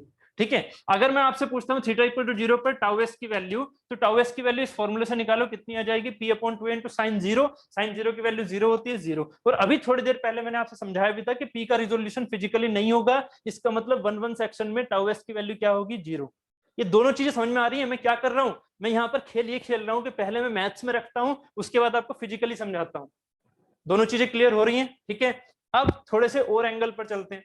एक एंगल हम ये लेके चलते हैं, theta equal to 45 degree example के तौर पर। तो थीटा इक्वल टू 45 डिग्री पर जरा बताओ मुझे, फॉर्मूले रख के कितना आएगा, sigma N theta equal to 45 पर, पहले ही लिख दिया मैंने। ठीक है, तो सिग्मा एन थीटा 45 पर हमारे पास वैल्यू आ जाएगी P बाई A, मतलब यहाँ सिग्मा से लिखूंगा मैं, तो सिग्मा कोस स्क्वायर 45, कोस 45 की वैल्यू कितनी हो जाती है, 1/√2, यानी कि 1/√2 का स्क्वायर मतलब 2 हो जाएगा नीचे, इसका मतलब sigma by 2 is the answer. Tau S को सोचो जरा, पहले यहाँ पर मैथमेटिकली कर लो। टाउ एस क्या हो गया, sigma by 2 sine 2 theta, sine 2 into 45 मतलब साइन 90, साइन 90 की वैल्यू 1 होती है, तो आंसर आ गया सिग्मा बाई 2। यहाँ से एक क्वेश्चन आ जाता है कभी कभी आपसे कि कहां पर, कौन से प्लेन पर यूनिडायरेक्शनल लोडिंग के अंदर, यूनिडायरेक्शनल लोडिंग के अंदर जब टेंशन का सेंस या कंप्रेशन का सेंस आ रहा है, तो यूनिडायरेक्शनल लोडिंग के अंदर कौन से प्लेन पर वर्टिकल से वर्टिकल से मैंने कंसीडर किया है, वर्टिकल से कौन से प्लेन पर दोनों shear stress and normal stress का मैग्नीट्यूड सेम होता है। डायरेक्टली क्वेश्चन पूछा जाता है आपसे वेरियस एग्जाम्स में कि कौन से एंगल पर दोनों का वैल्यू सेम होता है। तो कौन सा एंगल है वो हमारा 45 डिग्री, ठीक है 45। ये आंसर ऑप्शन में जनरली 45 मिलता है, बट अगर उन्होंने कुछ भी खुरापात की, ठीक है, तो कौन सा आंसर होगा वो भी मैं आपको बताऊंगा। अभी क्या है 45 डिग्री जनरली आपके एग्जाम्स में यही वाला आंसर देखने को मिलता है ऑप्शंस में, ठीक है। ये हो गया हमारा मैथमेटिकल। इसी तरह फिजिकली और सोच लो, फिजिकली कैसे सोचोगे, 45 डिग्री घुमा दो भाई, 45 डिग्री घुमाया, उसके बाद आपने क्या कर दिया कि यहाँ पर सिर्फ और सिर्फ 45 वाला ही इमेजिनरी प्लेन रखना और सारे प्लेन भूल जाओ, और सारे प्लेन भूल जाओ। 45 डिग्री वाला ये प्लेन हो गया, इस प्लेन पर इसका पी का क्या यही वाला पार्ट जाएगा, नहीं, उसका कुछ ना कुछ वैल्यू होगी पी कोस थीटा टाइप से, मतलब पी कोस 45 अपॉन में कुछ ना कुछ एरिया है, बिल्कुल एरिया है, मतलब पी कोस 45 अपॉन में ए वाई कोस 45, ठीक है। तो कुछ ना कुछ वैल्यू आएगी, वो वैल्यू निकल के हमारी सिग्मा वाई 2 के हिसाब से आएगी, मतलब वैल्यू एग्जिस्ट कर रही है, आपको दिख रहा है ना। ऐसे ही दूसरा फिजिकल सेंस देखो टाउ एस का, तो टाउ एस का मतलब क्या होगा, पी का साइन थीटा वाला रिजोल्यूशन ये आ रहा है, मतलब पी साइन थीटा की कुछ ना कुछ वैल्यू आएगी, पी साइन 45 कुछ ना कुछ वैल्यू है, साथ में ए अपॉन कोस 45 की कुछ ना कुछ वैल्यू है, ठीक है। इसका मतलब यहाँ पर ये वैल्यू कुछ ना कुछ होगी, तो ये चीज एग्जिस्ट कर रही है, ठीक है। अब जरा एक ब्यूटीफुल कॉन्सेप्ट देखेगा यहाँ पर, that is the theta equal to 90 degree. Theta equal to 90 degree जरा प्रूफ करो। थीटा इक्वल टू 90 डिग्री पर पहले मैं फिजिकली पूछूंगा, उसके बाद चीजों को देखेंगे हम, ठीक है। यहाँ पर सिग्मा एन की वैल्यू क्या होगी, यहाँ पर सिग्मा एन की वैल्यू क्या होगी, चलो मैथ से लेकर चलो, सिग्मा एन की वैल्यू क्या होगी, sigma cos square theta, cos square 90, कोस 90 की वैल्यू 0 होती है, इसका मतलब 0, ठीक है। यहाँ पर टाउ एस की वैल्यू क्या होगी, टाउ एस साइन 90 290 मतलब 2 इंटू 90 मतलब 180, साइन 180 की वैल्यू क्या होती है 0, इसका मतलब 0। अरे यार ये तो कुछ अलग ही हो गया, ये चीज क्या आ रही है हमारी 0 एंड 0, ठीक है। फिजिकली सोचो जरा, फिजिकली सोचो, ठीक है। फिजिकली सोचोगे तो कैसे बताओगे आप इस चीज को, इसका आंसर अगर आप दे पाओ, ठीक है, तो वर्चुअल चॉकलेट मान लेना, ठीक है। ये चॉकलेट क्वेश्चन है, वर्चुअल चॉकलेट आपको मिल जाएगी, ठीक। तो वर्चुअली आंसर मत देना, आंसर सही देना। क्या कि यहाँ पर अगर मैं आपसे कहता हूं फिजिकली, तो फिजिकली फोर्स ऐसे लग रहा है, फोर्स ऐसे लग रहा है, मैंने प्लेन कौन सा एज्यूम किया, ये वाला प्लेन कौन सा एज्यूम किया, ये वाला, ठीक है, ये वाला, इसके परपेंडिकुलर, इसके परपेंडिकुलर प्लेन कौन सा है, ये वाला, ठीक है। 90 डिग्री तो यही होगा ना, थीटा 90 डिग्री, मतलब प्लेन कौन सा हो गया, ये वाला। इसके परपेंडिकुलर फोर्स कितना लग रहा है, फिजिकली बताओ, इसके परपेंडिकुलर फोर्स कितना लग रहा है, इसके परपेंडिकुलर फोर्स 0, बहुत बढ़िया, चलो अच्छी बात है, एकदम रिप्लाई आ रहा है। इसके परपेंडिकुलर फोर्स हो गया 0, इसका मतलब आंसर क्या आ जाएगा इसका 0, मतलब इसमें कोई भी इस वाले प्लेन पर नॉर्मल स्ट्रेस नहीं होगी, क्योंकि इसका कोई रिजोल्यूशन नॉर्मल में है ही नहीं। समझ रहे हो ना, रेफरेंस अब मेरा ये हो गया, जब रेफरेंस ये हो गया तो इसका नॉर्मल ढूंढना है ना हमें, क्योंकि रेफरेंस मैंने ये ले लिया, रेफरेंस को तो घुमा रहा हूं मैं, ठीक है। तो इसका मतलब 90 डिग्री पर पी का कोई रिजोल्यूशन नहीं होगा, तो 0 हो जाएगा। फिजिकली भी सही है, ये फिजिकली भी सही है, कंफ्यूजन होगी यहाँ पर। अब जरा सोचो, इसी प्लेन पर ट्रांसवर्स फोर्स, इसी प्लेन पर, इस वाले प्लेन पर ट्रांसवर्स शियर स्ट्रेस, मतलब ये वाली शियर स्ट्रेस, फिजिकली बताओ, फिजिकली पी फोर्स यहां दिख रहा है, इसका मतलब कुछ ना कुछ फोर्स, कुछ ना कुछ स्ट्रेस आनी चाहिए या नहीं, तो फिर 0 कैसे आ गई। यहां पर क्वेश्चन समझो, यहां पर फिजिकली कुछ ना कुछ स्ट्रेस आनी चाहिए, क्योंकि यहां पर इसके प्लेन के पैरेलल ये फोर्स जा रही है, ये इस प्लेन के पैरेलल फोर्स जा रही है, इसका मतलब यहां पर कुछ ना कुछ फोर्स मतलब शियर स्ट्रेस आनी चाहिए। ऋषभ जी काफी सही जा रहे हो, काफी सही जा रहे हो, ठीक है। थोड़ा सा और ऐड करो, थोड़ा सा और ऐड करो, बहुत बढ़िया। भरत ठाकुर एंड ऋषभ जी दोनों का अगर आपका मैं आंसर मिक्स कर देता हूं तो बिल्कुल सही आंसर है, दोनों का आंसर मैं मिक्स कर देता हूं तो बिल्कुल एकदम करेक्ट आंसर है, ठीक है। मीनाक्षी जी एरिया ही इसका इंपॉर्टेंट कॉन्सेप्ट था, कि यहाँ पर जब हम फिजिकल देखते हैं तो एक बात बताइएगा, एक बात बताइएगा, आप एरिया को ए वाई कोस थीटा लेते हो, समझो जरा इस चीज को। यहाँ से क्या होता है ना, कभी कभी स्टूडेंट इस चीज को देखते हैं, जिन्होंने सोचा होगा ना, जिन्होंने सोचा होगा, क्योंकि आंसर सभी के नहीं आए मुझे, इसका मतलब वो सोच रहे हैं, कंफ्यूज है थोड़ा सा, जिन्होंने ये सोचा होगा कि सर एरिया तो ये वाला ले सकते हैं, क्या दिक्कत आ रही है यहाँ से यहाँ तक। एक बात बताइए, अगर एरिया आपके माइंड में ये वाला चल गया था, जब मैंने ये रेफरेंस लिया कि एरिया ये वाला होगा, आपने अगर ये माइंड में ले लिया था, क्योंकि मैंने पहली बार में थोड़ा सा खेल गया कि मैंने इसमें एरिया की बात ही नहीं की थी आपसे, फोर्स की बात की थी बस। यहाँ अगर एरिया को सोचो, यहाँ अगर एरिया को सोचो तो एरिया क्या है यहाँ पर, एरिया क्या है यहाँ पर, ये वाला टर्म, ठीक है, ऐसे वाला। एक्चुअल में ये एरिया नहीं है, अगर एरिया आप इतने को मानोगे तो गड़बड़ कर रहे हो। कैसे, ए वाई कोस थीटा। आपने अगर एरिया को ये माना था तो जरा सोचिएगा, जब आप इसे और घुमा रहे थे, जब आप इसे और घुमा रहे थे, यहाँ पर मैं अलग से बता देता हूँ नहीं तो उसमें बहुत ज्यादा मिक्सअप हो जाएगा। इस वाले में देखिएगा, अगर आप इसको ए बोलते हो, इसको आप क्या बोल रहे हो, ए वाई कोस थीटा, ठीक है। मान लीजिए आप यहां से यहां तक बोल रहे हो, है ना, आप ही कह रहे हो अभी। अगर आप इसे और घुमाते हो, यहां से यहां तक बोलोगे, समझो मेरी कॉन्सेप्ट को, है ना। अगर मैं आपसे कहता हूं कि इसके थीटा को और घुमाओ, तो अब ये बताइए, एरिया आप यहां तक लोगे, एरिया आप यहां तक लोगे, ठीक है, इमेजिनरी दिखा दिया मैंने। एरिया आप यहां से यहां तक लोगे फिजिकल वाला, या एरिया आप इस पॉइंट से इस पॉइंट तक लोगे, बताओ। 1 से 2 तक लोगे या 1 से 3 तक लोगे, एरिया बताइए। 1 से 2 तक लोगे या 1 से 3 तक लोगे? बहुत बढ़िया, आपने आंसर दे दिया है पार्थ द्विवेदी, बहुत बढ़िया, ठीक है। हम 1 से 2 तक लेंगे, बस यही गलती कर रहे हो यार। एरिया क्या था, एरिया क्या था, ये कैसे रेफरेंस है मेरे, ये रेफरेंस कैसे हैं, ये रेफरेंस है मेरे इमेजिनरी। और इस इमेजिनरी रेफरेंस में जो आपने एरिया को कंसीडर किया है, वो एरिया बेसिकली क्या था। जब आपने ए डैश की कैलकुलेशन करोगे, तो ए डैश की कैलकुलेशन क्या आपने ऐसे करी थी, क्या आपने ऐसे करी थी कि यहां से यहां तक को देखोगे, इसमें से एरिया को ये सब्ट्रैक्ट करोगे फिर निकालोगे, ऐसे थोड़ी करी थी आपने, ठीक है। यहाँ पर रेफरेंस क्या है, ये रहा रेफरेंस है, ये वाला, ठीक है। ये रेफरेंस एक्चुअल वाले फोर्स पर, जहां पर फोर्स लग रही थी, उससे कौन से सेंस में गया, इस वाले सेंस में। तो एरिया हमारे पास कौन सा हुआ, एरिया हमारे पास हुआ इस रेफरेंस के, इस रेफरेंस के, ठीक है। एक्चुअल में फोर्स इसी रेफरेंस पर लगी हुई है ना, ये वाली एक्चुअल में फोर्स इस रेफरेंस पर लगी हुई है, तो इस रेफरेंस का ये वाला रिजोल्यूशन, इस रेफरेंस का ये वाला रिजोल्यूशन, ठीक है। यहां से लेके यहां तक का रिजोल्यूशन, ठीक है। तो यहां से क्या हो जाएगा, 1 से 3 तक का हमारा हमें एरिया लेना होगा, ठीक है। जो कि वैल्यू हमारी आई थी A dash equal to A by cos theta. इसका मतलब ये थोड़ी था कि 1 से 2 तक ही रुक जाएगा, ठीक है। प्लेन सिर्फ और सिर्फ इमेजिनरी प्लेन रोटेट कर रहे हैं, ये बॉडी रोटेट मत कर देना, गलती मत करना। ये बॉडी रोटेट नहीं हो रही है, ये बॉडी रोटेट नहीं हो रही, बॉडी वही है, बस आप इमेजिनरी प्लेन कट कर रहे हो। और मैंने आपसे पहले ही बोला है, जो प्लेन होते हैं वो हमारे इनफाइनाइट उसके होते हैं डायमेंशंस के, जो प्लेन कट कर रहे हो वो हमारे इनफाइनाइट डायमेंशंस के होते हैं। तो यहाँ पर जब हम पी अपॉन ए बोल रहे हैं, तो हमने रेफरेंस क्या लिए हैं, ये एटम्स। तो इन एटम्स का जो ये वाला सेंस आएगा, वो यहाँ से यही वाला तो आएगा टोटल, ठीक है। इन एटम्स का जो ये वाला सेंस आएगा, वो यही वाला तो आएगा ए वाई कोस थीटा से। क्यों, अभी इस चीज को आप ऐसे समझ रहे होंगे कि सर मैं यहीं से घुमा रहा हूं, ये इतना बड़ा एरिया है ना, आप ये समझ रहे होंगे। अभी ये छोटी सी चीज मैं तब और क्लियर करूंगा जब मैं पॉइंट वाइज यहां पर समझाऊंगा चीजों को। अभी मैंने कल पॉइंट भी समझाया था ना आपको, तो पॉइंट का ही सेंस लेके मैं आगे भी बताऊंगा आपको कि रेफरेंस आप कैसे चेंज करते हो और उसका एरिया क्या होता है, ठीक है। ठीक है, अभी यहां तक ये क्लियर हो गया, ठीक है। तो अब अगर मैं आपसे कहूंगा कि जरा इसको और एंगल को घुमाओ, थीटा की वैल्यू और बढ़ाओ, तो अब थीटा की वैल्यू अगर और बढ़ाओगे तो ये कहां से जाएगा, ऐसे घूम जाएगा, फिर ये ऐसे जाएगा। तो यहां अगर मैं 90 डिग्री कर दूंगा तो ये एरिया कितना हो जाएगा, इनफाइनाइट। क्योंकि यहां तक तो ये कहीं ना कहीं कटेगा, यहां तक तो इस लाइन से कहीं ना कहीं कट जाएगा, तो एरिया कुछ ना कुछ आएगा।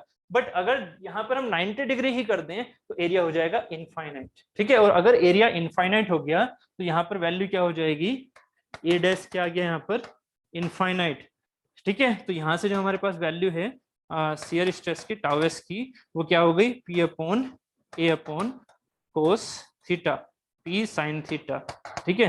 तो पी साइन 90, साइन 90 की वैल्यू कुछ ना कुछ हो गई, पी हो गई, साइन 90 की वैल्यू 1 अपॉन ए अपॉन कोस 90, मतलब ए अपॉन कोस 90, तो कोस 90 ऊपर 0 पहुंच गया, तो ये हो गया 0, ठीक है। तो फिजिकल में इन दोनों को अलग अलग रखना, फिजिकल में इन दोनों को अलग अलग रखना, सेंस समझ में आ जाएगा, ठीक है।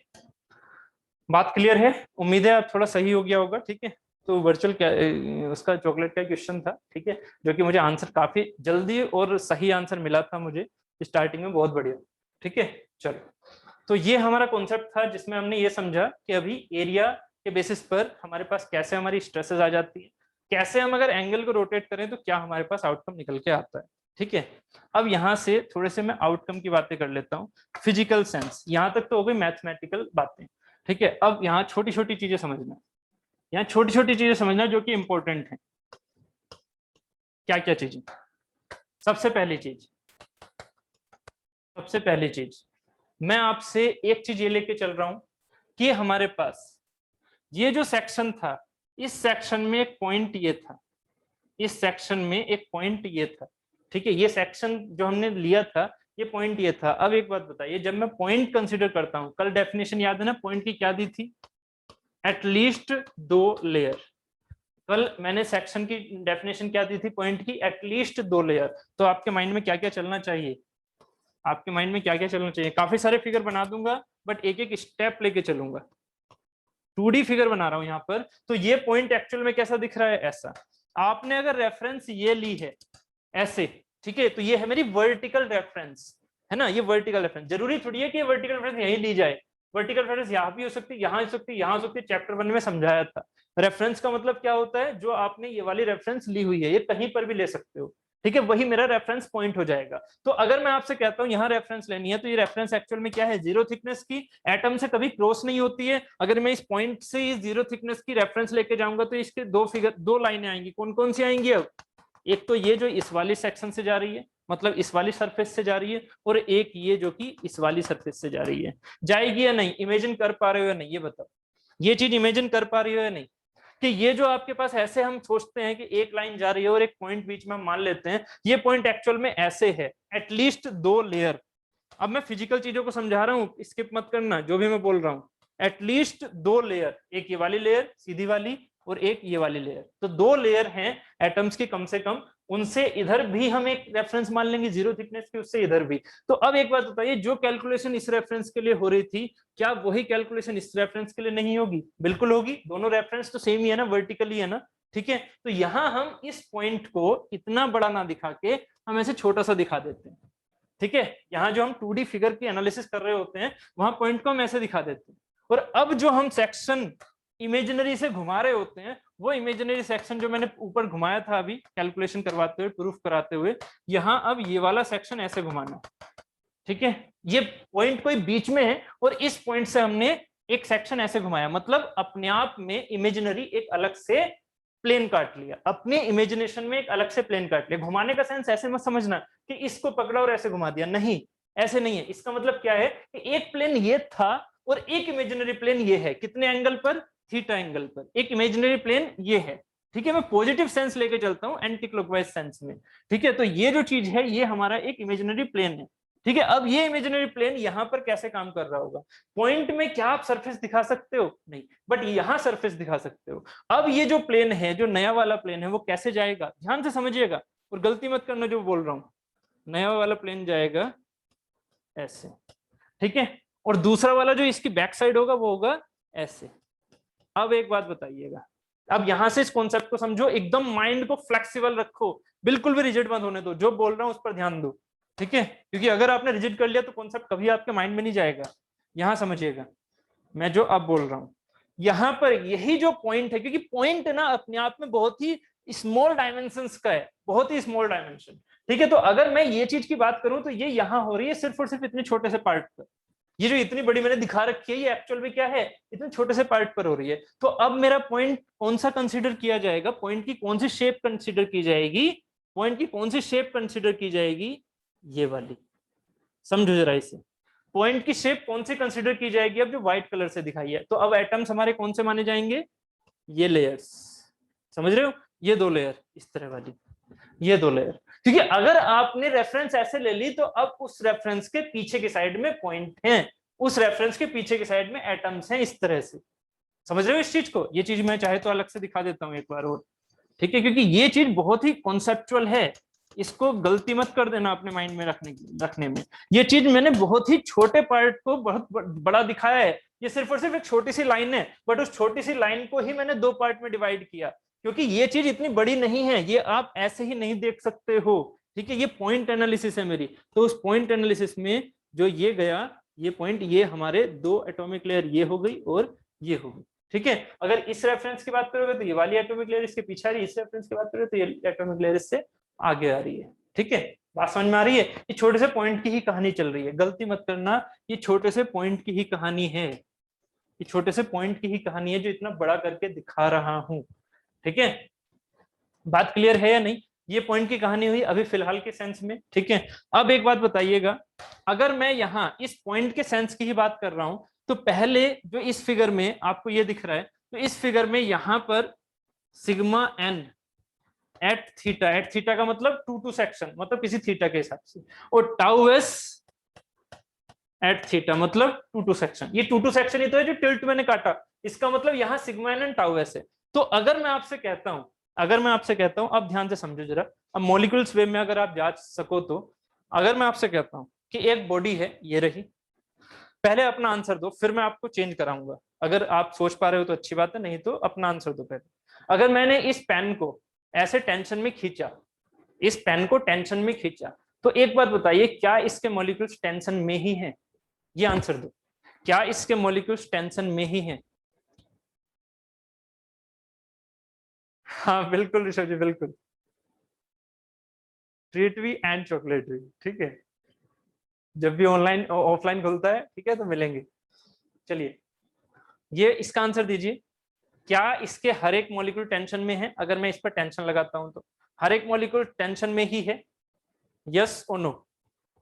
Yes, yes, yes, yes, yes, ठीक है। एक बात बताइए, क्या इनके मॉलिक्यूल्स पर शियर हो सकता है? इस कंडीशन में, किस कंडीशन में? जब आप इस पर सिर्फ और सिर्फ टेंशन लगा रहे हो। अगर इस पर आप सिर्फ और सिर्फ टेंशन लगा रहे हो, तो क्या इसके मॉलिक्यूल्स शियर में जा सकते हैं? मुझे इसका आंसर और दो, क्या इसके मॉलिक्यूल्स शियर में जा सकते हैं? No, yes, no, no, no, ठीक है। हाँ, बस मैंने आपसे कहा ना, माइंड को प्लीज सभी ओपन रखिएगा, बिल्कुल भी रेस्ट्रिक्ट मत रखो अपनी पुरानी नॉलेज से, जो भी आपके माइंड में चलती है।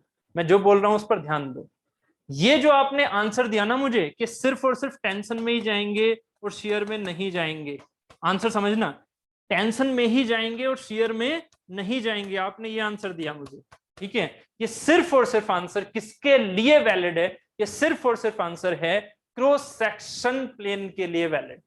सिर्फ और सिर्फ ये आंसर है क्रॉस सेक्शन प्लेन के लिए वैलिड। मतलब अगर इस बॉडी में आप इस रेफरेंस के बेसिस पर देखोगे, इस रेफरेंस के बेसिस पर देखोगे, इस रेफरेंस के, इस रेफरेंस के, तब मॉलिक्यूल मेरे किस में जा रहे हैं, तब पॉइंट्स मेरे किस में जा रहे हैं? सिर्फ और सिर्फ टेंशन में, सिर्फ और सिर्फ टेंशन में। अगर रेफरेंस आपने ये ली हुई है, कौन सी? Cross section. अगर आप नाइफ से इमेजिन करके, नाइफ से उसको बिल्कुल क्रॉस सेक्शन से काटते हो, तब एटम को बोल सकते हो कि सर इस वाले प्लेन के एटम सिर्फ और सिर्फ टेंशन में, इस वाले प्लेन के एटम। जबकि एटम से ही तो नया वाला प्लेन भी बन रहा है भाई, ये एटम इस वाले प्लेन में भी है, समझो जरा इस चीज को, वर्डिंग को, ये एटम इस वाले प्लेन में भी है, ये ग्रेन इस वाले प्लेन में भी है, तो यही ग्रेन भाई, यही ग्रेन मेरी क्या इस वाले प्लेन में नहीं है?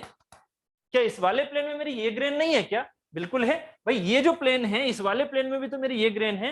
तो प्लेन को अपने माइंड में एक इमेजिनरी डायमेंशन, मतलब बहुत ज्यादा बड़ी डायमेंशन का एक प्लेन मान के उस पॉइंट से गुजारो, ठीक है। और क्या सोचो कि यहां पर जो मेरा टेंशन वाला सेंस जो है, सिर्फ और सिर्फ इस वाले रेफरेंस के हिसाब से तो टेंशन दिखेगी उस पर, बट अगर मैंने उसी पॉइंट पर जो मॉलिक्यूल आप सोच रहे हो, उसी पॉइंट पर अगर रेफरेंस मैंने ये ले ली, रेफरेंस मैंने ये ले ली, तो अगर मैंने रेफरेंस ये ले ली, तो क्या मैं इस पी की स्टडी करूंगा स्ट्रेस के लिए? क्योंकि स्ट्रेस कभी भी गलती मत करना, प्लेन अगर ये है तो स्ट्रेस कभी भी ये नहीं होती है। अगर मैं प्लेन ये लेके चल रहा हूं स्ट्रेस के लिए, इसीलिए तो उसे सेकंड ऑर्डर टेंसर बोलते हैं, क्योंकि उसके लिए पहले प्लेन डिफाइन होना चाहिए। अगर मैंने प्लेन ये डिफाइन कर दिया है तो उसके लिए मेरी स्ट्रेस ये कभी नहीं होगी, उसके लिए स्ट्रेस क्या होगी मेरी? सिर्फ और सिर्फ ये और ये, सिर्फ और सिर्फ ये और ये, बस। इसके अलावा कोई सी भी स्ट्रेस नहीं हो सकती है इस मॉलिक्यूल के ऊपर, ठीक है। ये कोई स्ट्रेस नहीं है इस मॉलिक्यूल के ऊपर। अगर प्लेन ये लिया है, रेफरेंस अगर ये ली है, स्टडी की रेफरेंस लेना बहुत जरूरी है। स्टडी की रेफरेंस अगर ये ली है आपने, तो रेफरेंस के हिसाब से स्ट्रेस मेरी ये नहीं हो सकती कभी भी, ठीक है। रेफरेंस के हिसाब से स्ट्रेस कौन सी होगी? या तो उस रेफरेंस के परपेंडिकुलर या उस रेफरेंस के पैरेलल। रेफरेंस कोई एक पॉइंट नहीं होती, रेफरेंस होता है एक प्लेन, रेफरेंस होता है एक प्लेन। तो प्लेन अगर मेरे पास ये है, तो इस प्लेन पर अब जरा सोचेगा, इस पर यहां पर ये पी फोर्स नहीं, इस वाले प्लेन के हिसाब से इस एटम पर, इस वाले प्लेन के हिसाब से इस एटम पर ये पी फोर्स नहीं, इसकी वजह से स्ट्रेस नहीं होगी। है ना, कोस तो यही होगा, बट इसकी वजह से डायरेक्टली स्ट्रेस नहीं बोल दोगे कि सर जी लॉन्गिट्यूडनल डायरेक्शन में स्ट्रेस है इस प्लेन के हिसाब से भी। इस प्लेन के हिसाब से लॉन्गिट्यूडनल डायरेक्शन में स्ट्रेस नहीं है, समझ रहे हो ना मेरी बात को। इस प्लेन के हिसाब से कभी भी लॉन्गिट्यूडनल डायरेक्शन में इस पी फोर्स की वजह से स्ट्रेस नहीं होगी इस प्लेन के हिसाब से। इस प्लेन के हिसाब से कौन सी वाली स्ट्रेस होंगी, सिर्फ और सिर्फ इसके परपेंडिकुलर, इसके परपेंडिकुलर एंड इस प्लेन के पैरेलल, इस प्लेन के परपेंडिकुलर एंड इस प्लेन के पैरेलल। अभी भी पॉइंट वही एटम है जो आप अपने माइंड में पहले लेके चले थे, अभी भी पॉइंट वही एटम है जो पहले लेके चले थे, बस उसमें आपने पहले रेफरेंस ये मानी थी वर्टिकल, तो आपने उसे टेंशन में बोल दिया था। बट अगर मैं रेफरेंस ये मान के चलूं तो अब क्या उसे टेंशन में बोलोगे, सिर्फ और सिर्फ टेंशन में बोलोगे? नहीं, उस पर क्या क्या चीजें आ चुकी हैं, उसमें टेंशन भी आ चुकी है, मतलब उस पर नॉर्मल स्ट्रेस भी है और उस पर शियर स्ट्रेस भी है। अभी प्रूफ किया था शियर स्ट्रेस की वैल्यू सिर्फ और सिर्फ जब वर्टिकल प्लेन हो या जब हॉरिजॉन्टल मतलब ये वाला प्लेन हो तभी 0 होती है, बाकी सारे एंगल्स पर टाउ एस होता है। इसका मतलब क्या हुआ, अगर आपने, व्यू समझ में आ रहा है, अगर आपने किसी एक बॉडी पर फोर्स लगाई हुई है तो इसे एकदम से मत सोचा करो कि बस टेंशन ही टेंशन फैली हुई है। टेंशन टेंशन फैली हुई है कब, जब आप रेफरेंस ये वाले लेते हो, जब आप रेफरेंस सिर्फ और सिर्फ वर्टिकल लेते हो। अगर मैंने आपसे कह दिया कि रेफरेंस ये लो तो उसमें शियर भी आ चुकी है उसी एटम पर, उसी ग्रेन पर, उसी मॉलिक्यूल पर, जो आपने सिर्फ और सिर्फ टेंशन पे सोचा है। ठीक है, तो जरा समझो कि जिस टाइम पर हम स्ट्रेस की कहानी की बात कर रहे होते हैं, अगर इंडिविजुअल हम टेंसाइल फोर्स भी लगा रहे हैं, टेंसाइल फोर्स ही लगा रहे हैं सिर्फ और सिर्फ, तो उससे भी मॉलिक्यूल्स मेरे शियर में आ सकते हैं। डिपेंड करता है कौन से वाले प्लेन की स्टडी कर रहे हो।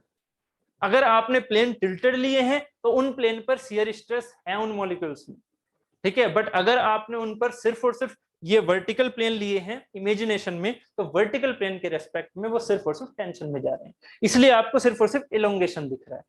इसलिए आपको सिर्फ और सिर्फ इलोंगेशन दिख रहा है, किसके सेंस में, वर्टिकल के सेंस में। वर्टिकल के सेंस में इलोंगेशन दिख रहा है। बात क्लियर है, बताइए जल्दी से। मैंने कहा था माइंड को एकदम ओपन रखना, अगर ओपन किसी ने नहीं रखा होगा तो वो बहुत ज्यादा रेस्ट्रिक्टेड हो चुका होगा इसके लिए कि सर ऐसा कैसे हो सकता है, बस यही चीज नहीं करनी है। ठीक है, क्लियर हो गया उम्मीद है, ठीक है, चलो बहुत बढ़िया। इसका मतलब आप समझ चुके होंगे कि अगर मैं किसी एक पेन को या मार्कर को कहता हूं कि इसे टेंसाइल फोर्स में लगाओ, तो हर एक मॉलिक्यूल इसमें टेंशन में तो जा रहा है, बट वो वर्टिकल प्लेन के रेस्पेक्ट में। इसका मतलब इस बॉडी के अंदर अगर मैं यहाँ पर एक पी फोर्स ऐसे लगाता हूँ, इसका मतलब इस बॉडी के अंदर टेंशन भी है, ठीक है, नॉर्मल स्ट्रेस भी है, टेंशन भी है और शियर भी है। डिपेंड करेगा कौन सा वाला प्लेन। मॉलिक्यूल इसके पॉइंट इसके शियर में भी जा रहे हैं और टेंशन में भी जा रहे हैं, शियर में भी जा रहे हैं, टेंशन में भी जा रहे हैं। बात क्लियर है ना, शियर में भी जा रहे हैं और टेंशन में भी जा रहे हैं। ठीक, तो ये हमारा कॉन्सेप्ट हुआ करता है, जो आंसर हमारा यहाँ तक हमें देखने को मिला।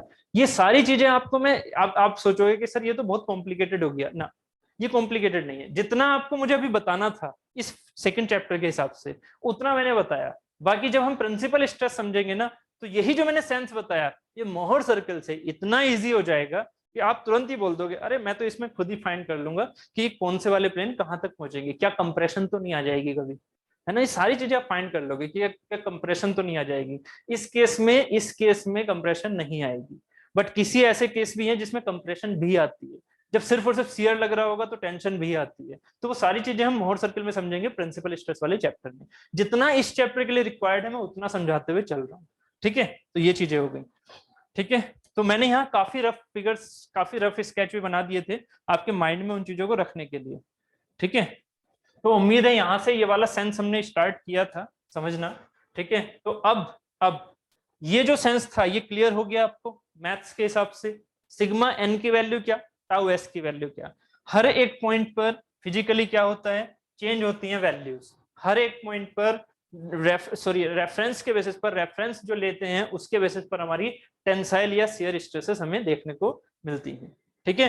पॉइंट स्टडी होती है हमेशा, याद रखिएगा, पॉइंट स्टडी होती है हमेशा, ठीक है। ये पॉइंट स्टडी है, ठीक है, पॉइंट स्टडी। अब इसके बाद हमारा आ जाता है ग्राफिकल रिप्रेजेंटेशन। जैसे ही मेरा ग्राफिकल रिप्रेजेंटेशन कंप्लीट होगा तब मैं बताऊंगा आपको सेकंड ऑर्डर टेंसर हमारा कंप्लीट हो जाएगा, ठीक है, उसका सेंस, ठीक है। इसका एक क्वेश्चन भी था, चलो एक क्वेश्चन भी अभी कर लेंगे, पर पहले मैं ग्राफिकल रिप्रेजेंटेशन बता देता हूँ।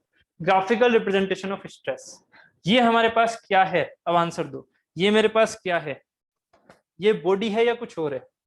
यहीं से मैं अब आपका माइंड एक्सप्लोर करना चाहूंगा, ये बॉडी है या क्या है? बहुत बढ़िया, बहुत बढ़िया, ये हुई ना बात। अब यही सेंस लेके चलना है, पूरी सोम की स्टडी किसके बेसिस पर करनी होती है? पॉइंट के बेसिस पर। ये एक्चुअल में आपकी जो बॉडी है, उस बॉडी का समझो जरा इस चीज में, मैंने यहां पर अगर एक पी फोर्स ही लगा रखी थी, ठीक है, तो मैं अभी जो जनरल फिगर लेके चल रहा हूं, वो जनरल फिगर कैसे लेके चल रहा हूं कि इस पर मैंने, इस बॉडी पर हर तरफ से फोर्सेस लगा रखे हैं, इधर से भी, इधर से भी। और ये, हाँ एक चीज और, अभी क्योंकि पहला फिगर है इसलिए एक चीज और बता रहा हूं, क्या बार बार इन चीजों को मैं नहीं लेके चलूंगा, क्या कि यहां अगर एक पी फोर्स दिखा रखी है तो ऑब्वियस है कि पीछे की साइड में पी फोर्स है।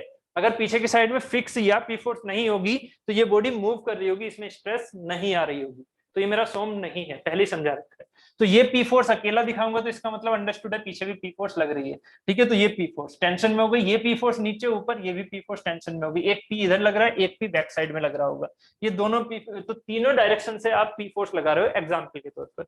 तो यहां आप इसका ये फिगर बना सकते थे, बट ये होती किसकी स्टडी है? इंटरनल की, और ये फिगर किसका है? एक्सटर्नल का, ठीक है। तो एक्सटर्नल का कभी भी फिगर स्ट्रेस से नहीं दिखाया जाता, कभी भी डायमेंशन स्ट्रेस से एक्सटर्नल की नहीं होती है। इसे एक कैनवास टाइप से मानिएगा कि इसके ऊपर हमने एक पेपर की कवरिंग कर रखी है, उस पेपर को हटाइएगा तो पी हट जाएगा, उस पेपर को हटाएंगे तो पी हट जाएगा, बट उस पी की वजह से जगह क्या आ जाएगा? बट उस पी की जगह क्या आ जाएगा?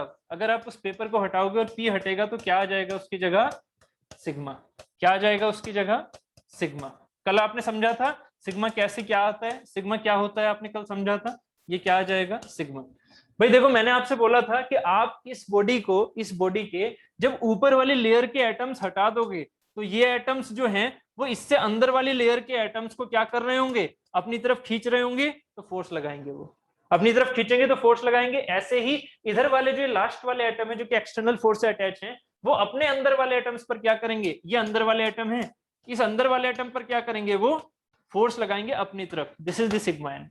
कल समझाया था ये चीज, बस। तो ये फिगर होता है, चाहे आप इसको इतना बड़ा मान लो, ठीक है, ये सिग्मा एन हो गया पूरी बॉडी का, एल लेंथ के हिसाब से, एल लेंथ के हिसाब से, ठीक है, पूरी बॉडी का। कभी कभी आपको एल लेंथ के हिसाब से सिग्मा रिप्रेजेंटेशन होता है, सिग्मा रिप्रेजेंटेशन है इसका मतलब इंटरनल फिगर है, ठीक है। पी रिप्रेजेंटेशन इसका मतलब टोटल का एक्सटर्नल फिगर है, बट क्योंकि एटॉमिक लेवल के हम नेग्लेक्ट मान लेते हैं डायमेंशन, इस वजह से इसकी ही डायमेंशन हम एल भी मान सकते हैं और इसकी डायमेंशन भी हम एल मान सकते हैं। बात क्लियर है?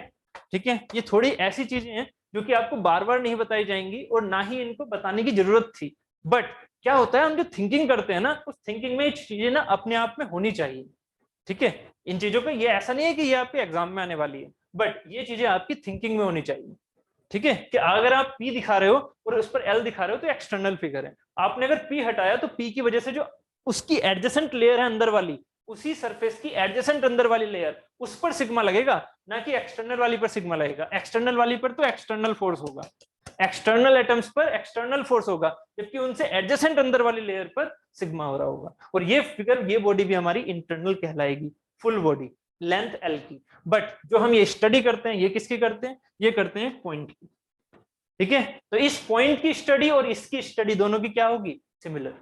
इसकी टोटल की स्टडी और इस पॉइंट की स्टडी दोनों की क्या होगी? सिमिलर, ठीक है। क्योंकि मैंने आपको क्या समझाया हुआ है कि जो ये सिग्मा होता है, जो ये सिग्मा होता है, वो एवरेज के हिसाब से आंसर आता है पी अपॉन ए, और अगर मैं पॉइंट के हिसाब से आंसर निकालूंगा तब भी तो ये होगा ना, पी अपॉन ए, बस लिमिट ए टेंड्स टू 0, ठीक है। और यहां पर ये पी कौन सा है? DF, DF, DF upon DA, ठीक है।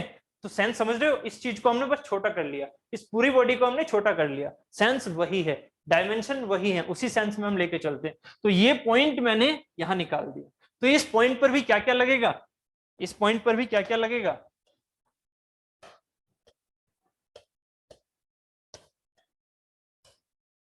हाँ, इस पॉइंट पर भी क्या क्या लगेगा देख लेते हैं। इस पॉइंट पर भी लग रहा होगा ऐसे सिग्मा इधर की ओर जाता हुआ, ठीक है। तो ऑब्वियस अगर सिग्मा एक है तो सिग्मा दूसरा होना निश्चित है, कभी भी एक सिग्मा नहीं होता, ठीक है। टेंसाइल या कंप्रेसिव सिग्मा होता है, सिग्मा कभी भी पॉजिटिव एक्स में या निगेटिव एक्स में नहीं होता, ठीक है। ये क्या होता है? टेंसाइल या कंप्रेसिव। ये सिग्मा हो गया तो ये सिग्मा हो गया, ऐसे ही ये सिग्मा हो गया तो बैक साइड में ये सिग्मा हो गया, ठीक है। तो ये हमारे सिग्मा है। इसे मैंने बोल दिया सिग्मा एक्स, अभी के लिए एक्स बोल रहा हूँ, इसे बोल दिया वाई, ठीक है, और इसे बोल दिया जेड, अभी के लिए बोल रहा हूँ, जबकि ये चीज गलत है, ठीक है। ये हो गया, एक एक्स डायरेक्शन है, एक वाई डायरेक्शन, एक जेड डायरेक्शन है, ठीक है। तो इन एक्स वाई जेड डायरेक्शन में जो मैंने सिग्मा दिखाए हैं, एक्चुअल में इनके नाम क्या होते हैं, अब जरा उसको समझो, एक्चुअल में नाम क्या होते हैं। एक्चुअल में नाम जानने के लिए आपको क्या करना होगा, पहले इनकी रेफरेंस समझनी होगी। रेफरेंस कैसे समझेंगे, यहां तक ये कॉन्सेप्ट समझ में आ गया है, ठीक है। चलो इसे रहने देता हूँ, नहीं तो मैं रफ कर देता इसे। ये जो चीज है इसको जरा इससे और समझो, ये चीज है यहाँ पे। मान लीजिए आपके पास ये एक्स डायरेक्शन है, मुझे ग्राफिकल रिप्रेजेंटेशन बताना है ना, ये एक्स डायरेक्शन है, ये वाई डायरेक्शन है, ये जेड डायरेक्शन है। आप क्या कहते हो, एक प्लेन लिया आपने, एक प्लेन लिया जो कि ऐसे जा रहा है, जो कि ऐसे जा रहा है, समझ रहे हो, जो कि ऐसे जा रहा है, ठीक है। इस एक्स डायरेक्शन के परपेंडिकुलर है, इस एक्स डायरेक्शन के परपेंडिकुलर है, और इसे बी, इसका जो सेंटर है मान लीजिए इस प्लेन का, वो एक्स डायरेक्शन वाली लॉन्गिट्यूडनल एक्सेस है, ठीक है। मतलब ये एक्सेस है हमारी, एक्स एक्सेस, वो इसके परपेंडिकुलर जा रही है ऐसे निकलती हुई, समझ रहे हैं ना। तो ये बताइएगा, इसकी जो प्लेन होता है, प्लेन इज ए स्केलर और vector, plane, plane is a scalar और vector, plane is a scalar और वेक्टर। आप कहोगे यार ये क्या क्वेश्चन पूछ लिया, प्लेन तो प्लेन होता है, प्लेन इज ए स्केलर और वेक्टर,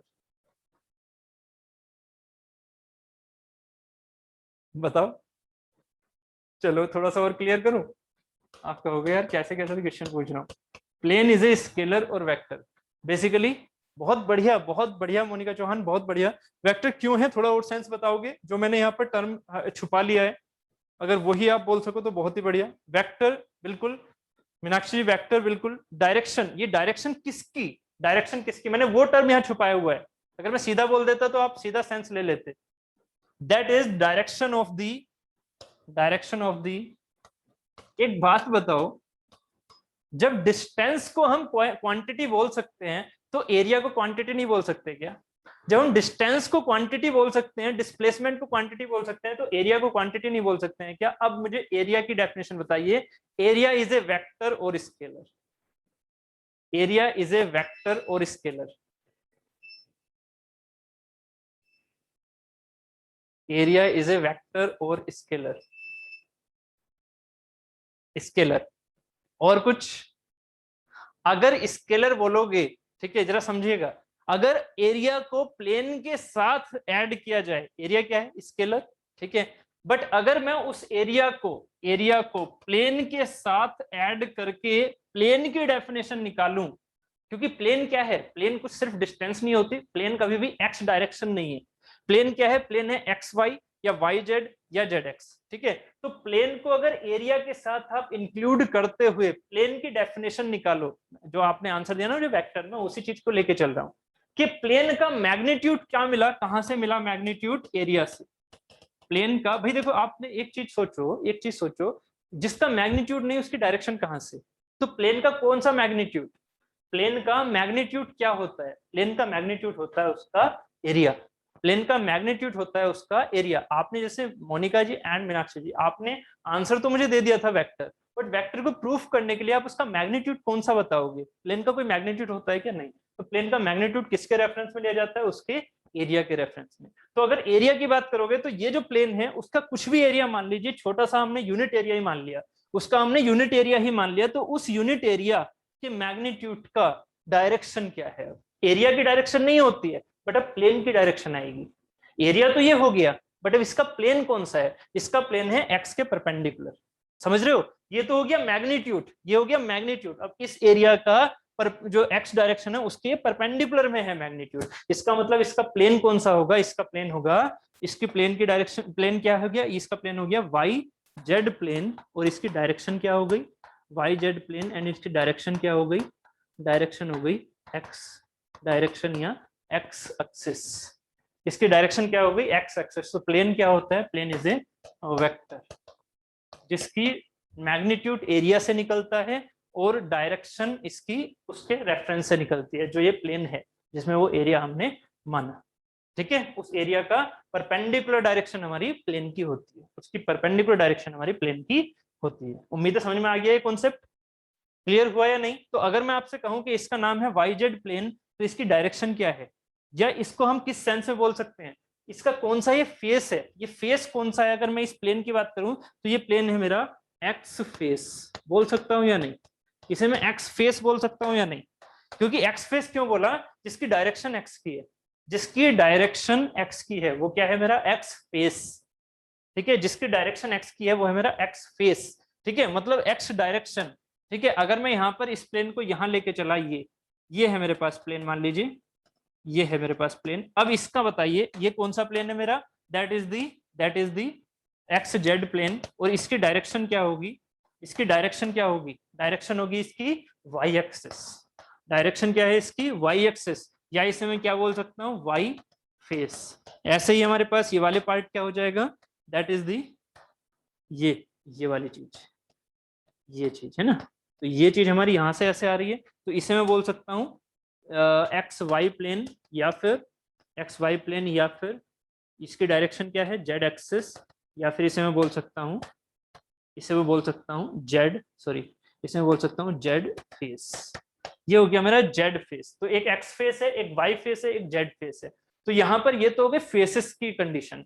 तो अब जरा एक बात बताइएगा, यहाँ पर मेरा एक्स फेस कौन सा है इस फिगर में, एक्स फेस कौन सा है, ये वाला। इसे फेस को आप ऐसे दिखाते हैं, आपने देखा होगा एरिया को डिनोट करना होता है तो ऐसे दिखाते हैं, डायरेक्शन को डिनोट करना होता है तो ऐसे दिखाते हैं, एरो ऐसे होता है, और एरिया अगर है तो यहाँ पर डॉट लगाते हैं। ठीक है, ये आपने पढ़ा होगा। ठीक, तो यहाँ पर ये जो चीज है, दिस इज द एरिया, और sorry this is the X face. Area तो मैंने कॉन्सेप्ट समझा ही दिया है, this is the X face, है ना, this is the Y face, and this is the, ये सामने वाला है, ठीक है, this is the Z face. यहां से इस फिगर से ये चीजें कॉन्सेप्ट क्लियर हो रखा होगा। ठीक है, अब चलते हैं इसके रिप्रेजेंटेशन पर। रिप्रेजेंटेशन क्या, रिप्रेजेंटेशन होता है ये स्ट्रेस एक्स क्रॉस एक्स, मैंने ऐसे लिख दिया स्ट्रेस एक्स क्रॉस एक्स, या एक्स क्रॉस एक्स की जगह भी एक चीज लिख देते हैं, स्ट्रेस 1 क्रॉस 2, ऐसे लिख दिया। ये 1 क्या है, 1 को लिखना है हमें, 1 को लिखना है हमें direction of the plane, and 2 is the direction of the stress, direction of the stress. ठीक है, 2 is the direction of the stress. ठीक है, ये चीज होगी, 2 is the direction of the stress and 1 is the direction of the plane. अब मुझे एक नाम बताइएगा, अगर मैं ये कहता हूं कि ये पॉइंट है मेरा, ठीक है, आपको दिख ही रहा है, ये छोटा सा पॉइंट मैंने यहां से निकाला था, ये पॉइंट है मेरा, इस पॉइंट में मुझे इसका नाम बताना है, किसका, इस एरो का। इस पॉइंट में मुझे, अब मैं हटा देता हूँ, ठीक है, जो कि मैंने गलत रिप्रेजेंट किया था, मैंने बोला भी था पहले। ठीक है, अब मुझे सही रिप्रेजेंट आपको दिखाना है, रिप्रेजेंटेशन। तो अब एक बात बताइएगा, अगर मैं आपसे कहता हूं कि ये एरो है ना, ये स्ट्रेस है, इस स्ट्रेस का नाम क्या होगा, यही तो मुझे रिप्रेजेंटेशन समझाने हैं, इस स्ट्रेस का नाम क्या होगा। तो इस स्ट्रेस का नाम है, यहां से लिखो, ये है मेरा स्ट्रेस का नाम, लिखने का तरीका। तो स्ट्रेस कौन सी है, वो कैसे पता लगेगा। स्ट्रेस होती है 2 टाइप की, कौन कौन सी, एक होती है नॉर्मल और एक होती है नॉर्मल और एक होती है शियर। ठीक है, नॉर्मल कब होती है, जब वो परपेंडिकुलर हो, शियर कब होती है, जब वो पैरेलल हो प्लेन के, जब फोर्स उसमें पैरेलल हो। यहाँ एरो देखिएगा, रेफरेंस कौन सी है जिस पर ये एरो लगा हुआ है, ये वाली x face is the reference जिस पर ये एरो लगा हुआ है। तो इस रेफरेंस के बेसिस पर ये एरो क्या है, परपेंडिकुलर है। और अगर इस रेफरेंस के बेसिस पर ये एरो परपेंडिकुलर है तो इस पर मैं सिग्मा लिखूंगा या टाउ लिखूंगा, बताओ। यहाँ पर मैं सिग्मा लिखूंगा या टाउ लिखूंगा। अगर ये रेफरेंस इसके परपेंडिकुलर है तो सिग्मा आएगा या टाउ आएगा, सिग्मा। ठीक है, और अगर इसमें सिग्मा आएगा तो जरा सोचिएगा, ये वाला टर्मिनोलॉजी क्या हो जाएगा, सिग्मा। ठीक है, उसके बाद दूसरी टर्म क्या होती है, चलो मैं यहीं पर लिख देता हूं इसे, सॉरी, यहाँ पर दूसरी टर्म क्या होती है, ये सिग्मा हो गया स्ट्रेस। इसमें 1 का मतलब क्या है, सफिक्स में है, सफिक्स में 1 का मतलब डायरेक्शन ऑफ प्लेन। प्लेन की डायरेक्शन कौन सी है जिसके बेसिस पर आपने सिग्मा बोला है, कौन सी वाली डायरेक्शन है, एक्स फेस है, मतलब एक्स डायरेक्शन। तो x direction of the plane, ये क्या है मेरी डायरेक्शन ऑफ द प्लेन जिस पर वो लग रहा है। तो कौन से वाले प्लेन पर लग रहा है, एक्स प्लेन पर, मतलब एक्स फेस, मतलब एक्स डायरेक्शन। ठीक है, एक्स डायरेक्शन। सिग्मा की डायरेक्शन नहीं है ये किसकी डायरेक्शन है, फेस की, प्लेन की। गलती यही तो हो जाती है स्टूडेंट से, स्टूडेंट सोचते हैं कि नहीं ये तो स्ट्रेस की डायरेक्शन है, नहीं, ये वाली जो चीज है पहली जो लिखी होती है वो होती है प्लेन की डायरेक्शन, जो फर्स्ट चीज लिखी होती है वो होती है प्लेन की डायरेक्शन। बार बार बोल रहा हूँ, एम्फेसिस कर रहा हूँ, याद रखना। जो दूसरा टर्म है that is the direction of the stress, that is the direction of the stress. तो अब ये बताइए एरो किधर की ओर लग रहा है? एरो एक्स डायरेक्शन में लग रहा है। अभी तक मैंने एरो नहीं बोला था, मैंने बोला था एरो की डायरेक्शन जो है वो इसके परपेंडिकुलर है, तो ठीक है। अभी ये बताइए एरो की खुद की डायरेक्शन कौन सी है? एरो की खुद की डायरेक्शन है एक्स, तो अब इसका नाम क्या हो गया? Sigma x x. इसीलिए इसे सेकंड ऑर्डर टेंसर बोला जाता है, क्योंकि अगर मैंने प्लेन की डायरेक्शन चेंज कर दी, अगर मैंने प्लेन की डायरेक्शन चेंज कर दी तो हमारा मैग्नीट्यूड भी चेंज हो जाता है। तो प्लेन की डायरेक्शन चेंज कहां कर रहे हो? ये वाली, जैसे कि ये वाली, तो ये प्लेन की डायरेक्शन आपने चेंज कर दी है। कैसे कर दी? प्लेन पहले वर्टिकल था, अब हॉरिजॉन्टल हो गया। ये पॉइंट एनालिसिस हो रही है, पॉइंट के बारे में। तो पॉइंट पर यहाँ पर अगर वर्टिकल हो गई है, ये सॉरी हॉरिजॉन्टल प्लेन हो गया है, तो इसका नाम बताइएगा। इसको क्या लिखूंगा मैं? सिग्मा या टाउ? ये वाली जो चीज है सिग्मा आएगी या टाउ आएगी? बताइए, सिग्मा आएगी या टाउ? ये वाला जो ये वाला टर्म है, ये वाला जो एरो दिखाया है, ये सिग्मा आएगा या टाउ आएगा? सिग्मा एस, मतलब एस से सिग्मा, ठीक है। सिग्मा वाई वाई, बहुत बढ़िया। क्यों सिग्मा? क्योंकि ये इस प्लेन के, कौन से वाले प्लेन के? वाई प्लेन के, वाई फेस के परपेंडिकुलर है, सो यहाँ पर सिग्मा। अब सिग्मा के बाद पहला टर्म क्या होता है? Direction of the plane. Direction of the plane क्या है? वाई। उसके बाद direction of stress, stress direction मतलब एरो की डायरेक्शन, एरो की डायरेक्शन क्या है? वाई, ठीक है। ऐसे ही यहाँ पर क्या हो जाएगा? ये वाला, ये क्या हो गया यहाँ पर? सिग्मा जेड जेड, ठीक है। अब एक चीज और लेके चलते हैं यहाँ पर, इसका नाम और बताइए। इसका, दिस इज द, ये एक ऐसे मैंने एरो दिखा दिए, इसका नाम बताइए। इसका नाम क्या होगा? इसका नाम क्या होगा? Tau x Y, tau x y, बहुत बढ़िया। कैसे? टाउ क्या है? टाउ है हमारा इसके जो प्लेन है उसके पैरेलल, जो प्लेन है उसके पैरेलल अगर स्ट्रेस है तो टाउ है, ठीक है। एक्स फेस है, क्योंकि फेस कौन सा है? जो डायरेक्शन ऑफ द प्लेन है वो एक्स है, जबकि इस एरो की डायरेक्शन क्या है? वाई, जबकि इस एरो की डायरेक्शन क्या है? वाई। ऐसे ही अगर मैं यहां की बात करूं, ये वाला, तो ये इसका नाम क्या होगा? इसका नाम बताइए, इसका नाम क्या होगा? टाउ। इसका नाम बताइए, इसका क्या होगा? टाउ वाई एक्स, बहुत बढ़िया। टाउ वाई एक्स, वाई का मतलब क्या हुआ? ये टाउ वाई, वाई प्लेन है, एक्स डायरेक्शन है, डायरेक्शन किससे आ रही है? एरो से, एक्स डायरेक्शन है। चलिए इसका नाम और बताइए अब। इसका समझ रहे हो कहां पर है? ये सामने वाले प्लेन पर लगा हुआ है ऐसे। इसका नाम बताइए। That is the tau Z y, बहुत बढ़िया। टाउ क्योंकि प्लेन के पैरेलल है, जेड मतलब इस फेस पे है, जेड वाले फेस पर, और वाई मतलब डायरेक्शन है इसकी। बहुत बढ़िया, अब हो गया ना क्लियर? ठीक है, बस ऐसे ही कुछ डायरेक्शंस आप और ले सकते हैं। इसका नाम और बताइए फिर। इसका ऐसे, इसका नाम और बताओ।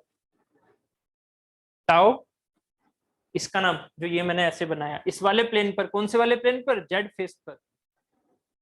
टाउ जेड एक्स, बहुत बढ़िया। टाउ जेड एक्स, ठीक है। ये टाउ जेड ये फेस है, एक्स ये डायरेक्शन है, टाउ जेड एक्स। ऐसे ही आप यहाँ पर ये सारे के सारे डायमेंशंस, ये सारी के सारी स्ट्रेसेस बना लीजिए, ये सारी के सारी स्ट्रेसेस बना लीजिए यहाँ पर, ठीक है। ये सारी की सारी स्ट्रेसेस आप अपने नोट्स में बना लीजिए। तो ये टोटल स्ट्रेसेस कितनी हो गई? ये टोटल स्ट्रेसेस यहाँ पर कितनी हो गई? इस फिगर से ये और क्लियर करो, टोटल स्ट्रेसेस यहाँ पर कितनी हो गई? आंसर दे पाओगे कितनी हो गई total stresses? Sigma x x, sigma y y, sigma z z. Obvious है इसके अपोजिट लग रही हैं चीजें, है ना। यहां पर ये हो गई टाउ एक्स वाई, सॉरी, हाँ tau x y, this is the tau Y x, ठीक है। और ये हो गया ऐसे टाउ वाई जेड, ये हो गया टाउ जेड वाई, ये हो गया टाउ जेड एक्स, ये हो गया टाउ एक्स जेड, ठीक है। तो ये हमारे पास स्ट्रेसेस हैं। इनके बिल्कुल अपोजिट चीजें इनके अपोजिट फेसेस पर लग रही होंगी, डायरेक्शन अपोजिट होंगी और फेसेस भी अलग अलग होंगी, समझ रहे हो। ये जो चीजें हैं बिल्कुल इसकी रेप्लिका इधर बनेगी, बस मैं एक की रेप्लिका बना देता हूं, ठीक है। इसकी रेप्लिका इधर बन रही होगी, क्या? ऐसे। ये होगा सिग्मा एक्स एक्स। ये अगर टाउ एक्स वाई ऐसे जा रहा है तो यहाँ टाउ एक्स वाई नीचे आ रहा होगा, ये टाउ एक्स वाई ऐसे है तो ये टाउ एक्स वाई नीचे आ रहा होगा, अपोजिट। ये अगर टाउ एक्स ऐसे जा रहा है तो ये टाउ एक्स जेड ऐसे जा रहा होगा। पीछे के साइड में, पीछे के साइड में जा रहा होगा ऐसे, ठीक है। तो ये बिल्कुल रेप्लिका बनेंगी। तो यहाँ क्योंकि ये एक दूसरे के बराबर होती हैं और ये अगर दोनों नहीं है तो इसकी कोई डेफिनेशन ही नहीं है। इसका मतलब ये चीज एक पढ़ी जाती है, ये चीज एक पढ़ी जाती है, ये दो नहीं पढ़ोगे, ये एक पढ़ोगे, ये एक स्ट्रेस है, सिग्मा एक्स एक्स एक स्ट्रेस है, ठीक है। तो अब यह टोटल स्ट्रेसेस कितनी हो गई, यहाँ पर नंबर ऑफ स्ट्रेसेस टोटल कितनी आ गई, टोटल कितनी आ गई 9, 12 नहीं 9, ठीक है।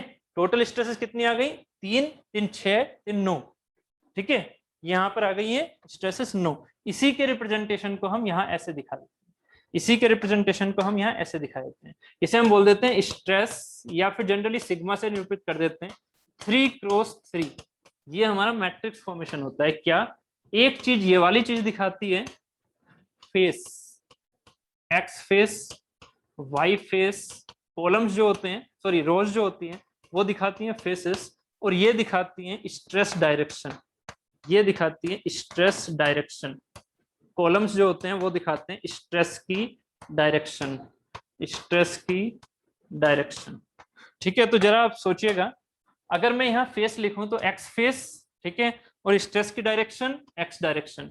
सबसे पहले यही तो आएगा, एक्स फेस आएगा, एक्स की डायरेक्शन आएगी। फिर पहले फेसेस लिख दो, फेसेस ये हो गए, ये सफिक्स में चल रहा है सब ऐसे, यहाँ पर वाई ये सफिक्स में चल रहा है, ये जेड, ये कॉलम वाइज क्या है फेसेस। अब डायरेक्शन कंप्लीट करो, ये एक्स हो गई, इसकी डायरेक्शन क्या है, यहाँ पर वाई है, ठीक है, ये एक्स डायरेक्शन है, ये वाई डायरेक्शन है, जेड डायरेक्शन है, इसकी डायरेक्शन जेड, यहाँ पर ये वाई डायरेक्शन, ये सॉरी ये एक्स डायरेक्शन, ये वाई डायरेक्शन, ये जेड डायरेक्शन, ये एक्स डायरेक्शन, ये वाई डायरेक्शन, ये जेड डायरेक्शन। समझ में आ रहा है ना, ये सफिक्स वाली चीजें हैं। पहले ये कंप्लीट कर ली। अब नाम देख लो, जहां एक्स एक्स आता है वो क्या होता है, नॉर्मल होता है सिग्मा। जहां एक्स वाई था वो टाउ था, ठीक है, क्योंकि वो पैरेलल आ रहा था, ये भी पैरेलल आ रहा था, ये भी पैरेलल, ये नॉर्मल, ये पैरेलल, ये पैरेलल, ये पैरेलल, ये नॉर्मल, ठीक है। तो ये हमारा मैट्रिक्स रिप्रेजेंटेशन कहलाता है। लिखने का तरीका मैंने आपको बता दिया, हमेशा याद रखना, ये मेरा मैट्रिक्स रिप्रेजेंटेशन है, ठीक है। अब यहाँ पर एक टर्मिनोलॉजी आती है कॉम्प्लीमेंट्री स्ट्रेसेस। अब आती है टर्मिनोलॉजी कॉम्प्लीमेंट्री स्ट्रेसेस। आपको हमेशा जब भी ये मैट्रिक्स फॉर्मेशन आपको कभी कभी क्वेश्चन में देखने को मिल जाता है, तो कभी भी आपको ऐसा नहीं मिलेगा, पहले ही बोल रहा हूँ, अगर यहाँ 100 है, यहाँ 50 है, यहाँ मान लीजिए 30 है, तो अगर यहाँ पर मान लीजिए मैंने आपसे लिखा 20, तो हमेशा ये 20 होगा। अगर मैंने यहाँ पर लिखा एक्स जेड को -25, तो यहाँ -25 होगा। अगर मैंने यहाँ पर लिखा 35 प्लस का, तो यहाँ 35 होगा। ये फिक्स चीज है। अगर ये चीज हमारी यहाँ ये है तो ये फिक्स है, यहाँ ये है तो ये फिक्स है, यहाँ ये है तो ये फिक्स है, ठीक है। ये चीजें अलग अलग हो सकती हैं, sigma x x, sigma y y, sigma z z अलग हो सकती है, बट ये यूनिवर्सली सेम होंगी, ये यूनिवर्सली सेम होती हैं, ठीक है। ऐसा नहीं है कि हमेशा अलग अलग केसेस में अलग अलग हो जाएंगे ना, ठीक है। याद रखिएगा हमेशा tau x Y tau Y x के हमेशा बराबर होती है, tau x Y tau Y x के हमेशा बराबर होती है, ठीक है। ऐसे ही tau X Z tau Z X के हमेशा बराबर होती है, ऐसे ही tau Y Z tau Z Y के हमेशा बराबर होती है। इसी कॉन्सेप्ट को हम बोलते हैं कॉम्प्लीमेंट्री स्ट्रेसेस कॉन्सेप्ट। इस कॉन्सेप्ट को हम बोलते हैं कॉम्प्लीमेंट्री स्ट्रेसेस कॉन्सेप्ट। पहले मुझे बताइए ग्राफिकल रिप्रेजेंटेशन समझ में आ गए या नहीं, ठीक है। ये मैंने पॉइंट से स्टडी करवाई थी आपको, ठीक है, और फाइनली ग्राफिकल रिप्रेजेंटेशन कंप्लीट किया है, ठीक है। बट अभी मैंने कॉम्प्लीमेंट्री स्ट्रेसेस समझाना है, तो कॉम्प्लीमेंट्री की तरफ चलेंगे। पहले यहां तक बताइए क्लियर हुआ या नहीं, यहां तक बताइए क्लियर हुआ या नहीं।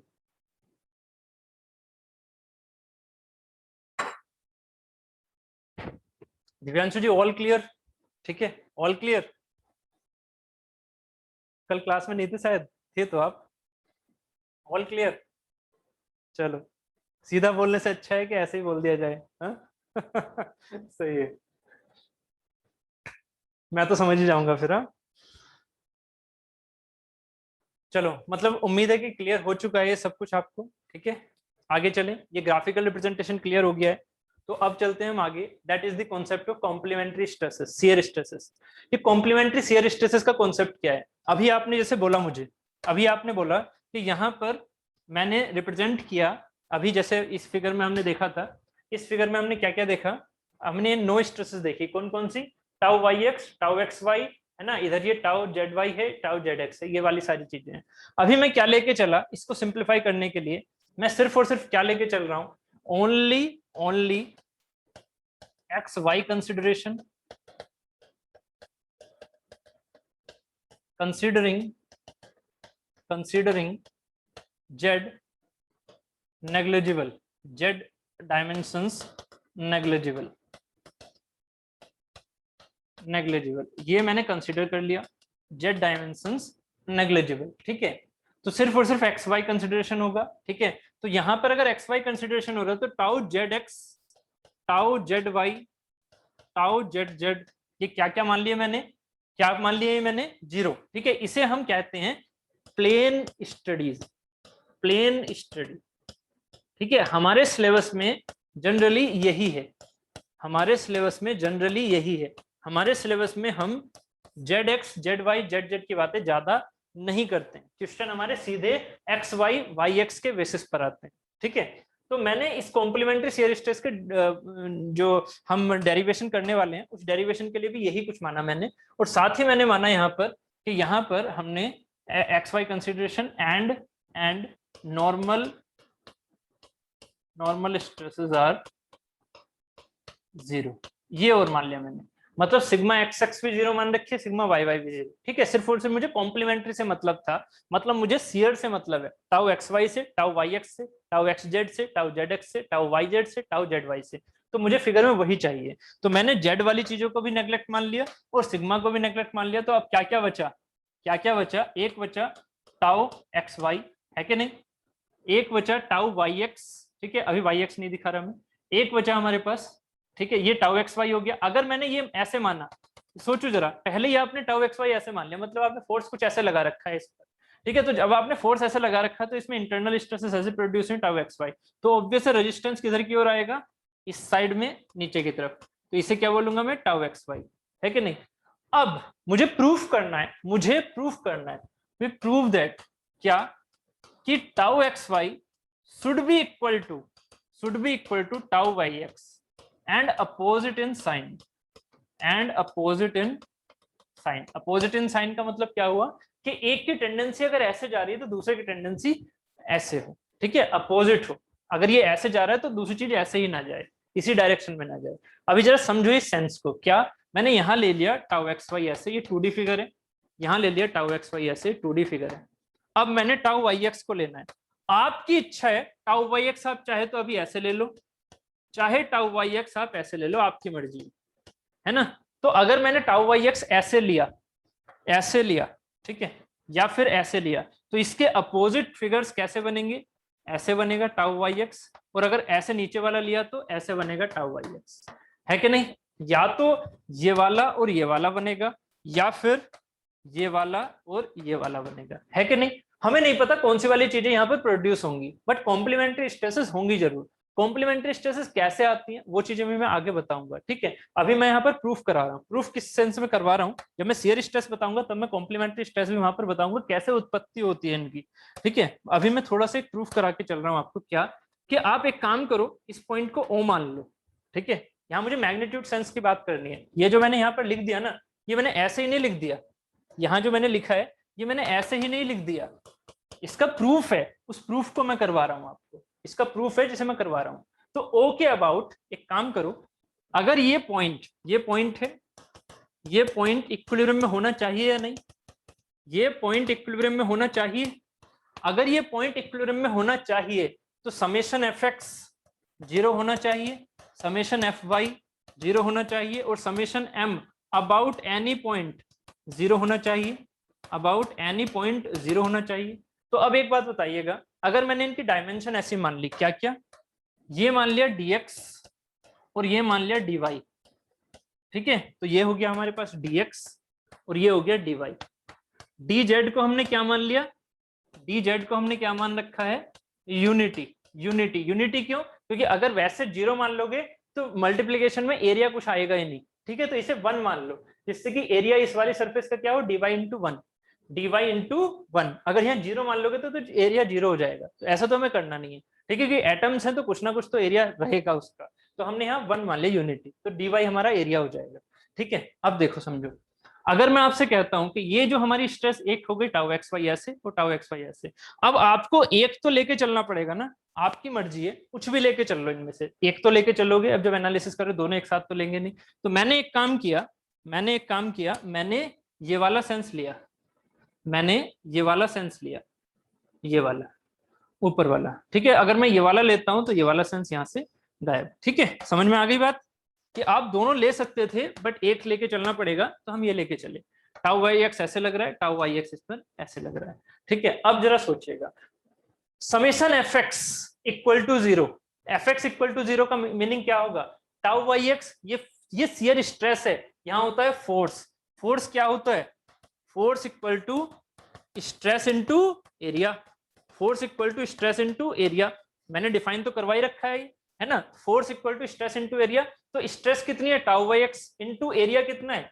यहां से देखो, tau Y x into area कितना है? एरिया है हमारे पास dx है ना, ये dx है, तो dx इनटू में 1, dz की वैल्यू क्या है? 1, तो dx इनटू में 1, this is the tau Y x into dx into 1। ये तो हो गया एरिया इस डायरेक्शन में फोर्स के हिसाब से, ठीक है। अब ये जो टाउ वाई एक्स है, ये इस वाले टाउ वाई एक्स, ये क्या है? ये भी टाउ वाई एक्स है, ठीक है। तो अगर ये भी टाउ वाई एक्स है और dx इंटू 1 करूंगा, तो ये दोनों ही फोर्सेस क्या हो गए मेरे? Equal and opposite. इसके अलावा और कोई फोर्स तो नहीं है ना? नहीं है। एक फोर्स तो इस डायरेक्शन में लग रहा है, एक फोर्स इस डायरेक्शन में लग रहा है, तो उस दूसरे वाले फोर्स को मुझे माइनस लेना पड़ेगा नीचे वाले को। तो इसकी वैल्यू क्या होगी? Tau Y x into dx into 1। Calculate करो कितना आ जाएगा? 0। इसका मतलब ये चीज होगी प्रूफ, ठीक है। एक चीज तो ये हो गई, ठीक है। इसकी डायरेक्शन हमने पॉजिटिव मान ली, इसकी डायरेक्शन में पॉजिटिव मान ली, इसकी डायरेक्शन में नेगेटिव मान ली। किसकी मानी?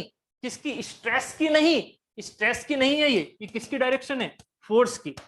ये फोर्स की डायरेक्शन है। स्ट्रेस तो हमेशा एक साथ होगा, पेयर में होता है स्ट्रेस।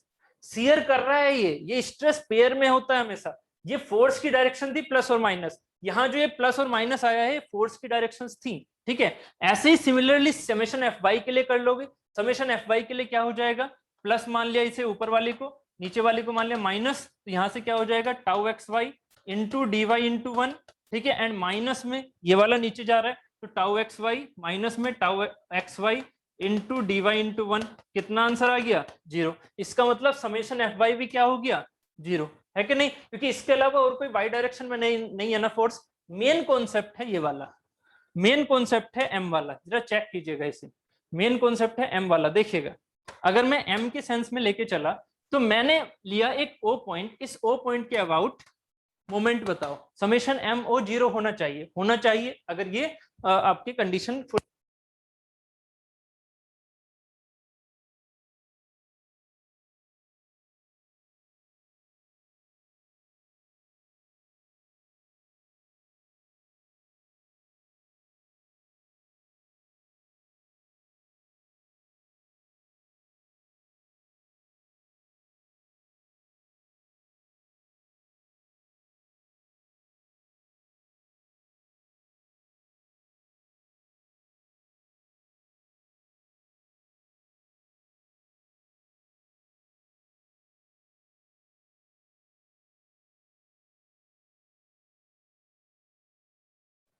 सर आवाज नहीं आ रही है।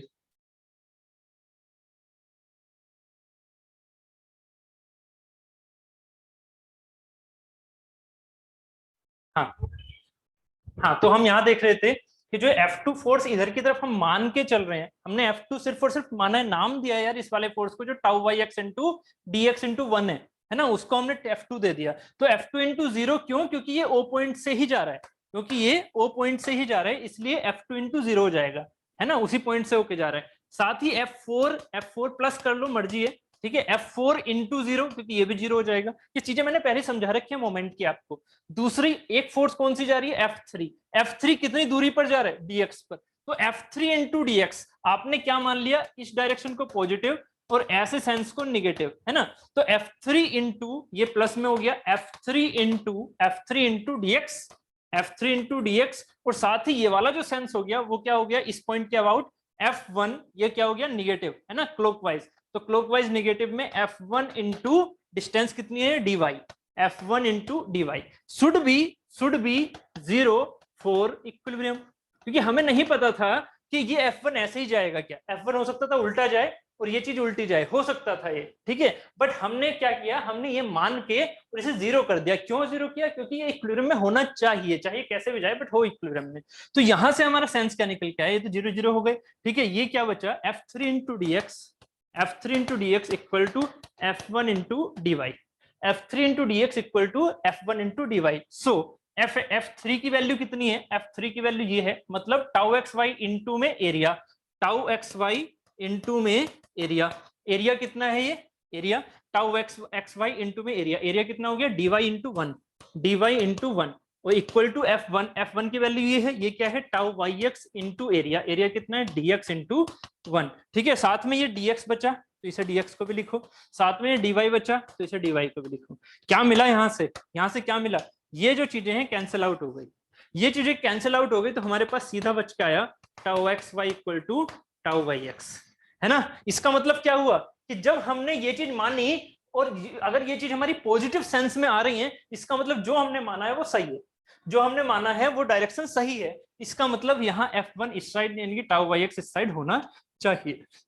तो इन्हीं स्ट्रेसेस को हम क्या बोलते हैं, कॉम्प्लीमेंट्री स्ट्रेसेस, इन्हीं स्ट्रेसेस को हम बोलते हैं कॉम्प्लीमेंट्री स्ट्रेसेस, जो कि मैग्नीट्यूड में सेम होती हैं जबकि सेंस में अपोजिट होती है, मैग्नीट्यूड में सेम होती हैं जबकि सेंस में अपोजिट होती है, ठीक है, सेंस में अपोजिट होती है, ठीक, ये चीज होती है इसमें, ठीक है। अब उम्मीद है ये वाली चीज यहां से क्लियर हो गई होगी अब, ठीक है, कॉम्प्लीमेंट्री स्ट्रेसेस की, ठीक है। इसका स्क्रीनशॉट भी ले लेना, ठीक, इसका स्क्रीनशॉट ले लेना जल्दी से, ये चीज हो गई, ठीक है। यहां तक हमने आज कंप्लीट कर लिया है, ठीक है। अब हम कल समझेंगे शेयर स्ट्रेस, ठीक है, then type of stresses, then type of strain, ठीक है, देन टाइप ऑफ स्ट्रेन, ये हम कल अपने सिलेबस में रखेंगे, ठीक है। उसके बाद लास्ट कांस्टेंट पर पहुंचेंगे, ठीक है। तो यहां तक हमने कॉम्प्लीमेंट्री स्ट्रेसेस तो समझ लिया है। बाकी मैंने एक क्वेश्चन और रखा आपसे, है ना, ठीक है, बाकी मैंने आपसे एक क्वेश्चन और रखा है, ठीक। ये क्वेश्चन है, इसको स्क्रीनशॉट लो और इसे करने की कोशिश करना। इंपॉर्टेंट क्या है, थीटा, है ना, क्वेश्चन में इंपॉर्टेंट क्या है, थीटा। हम थीटा कितना लेके चलेंगे, वर्डिंग पर ध्यान देना बस, ये वर्डिंग से 30 डिग्री थीटा है या 90 माइनस 30 डिग्री थीटा है, आप खुद सोचना इसको। Very good Bharat Thakur, very good very good, ठीक है, ठीक, सोचिएगा खुद से। 30 एंड 60 कल समझा दूंगा, ठीक है। आज के लिए इतना ही रखते हैं, ठीक है, फिर आपकी नेक्स्ट क्लास भी होगी, ठीक।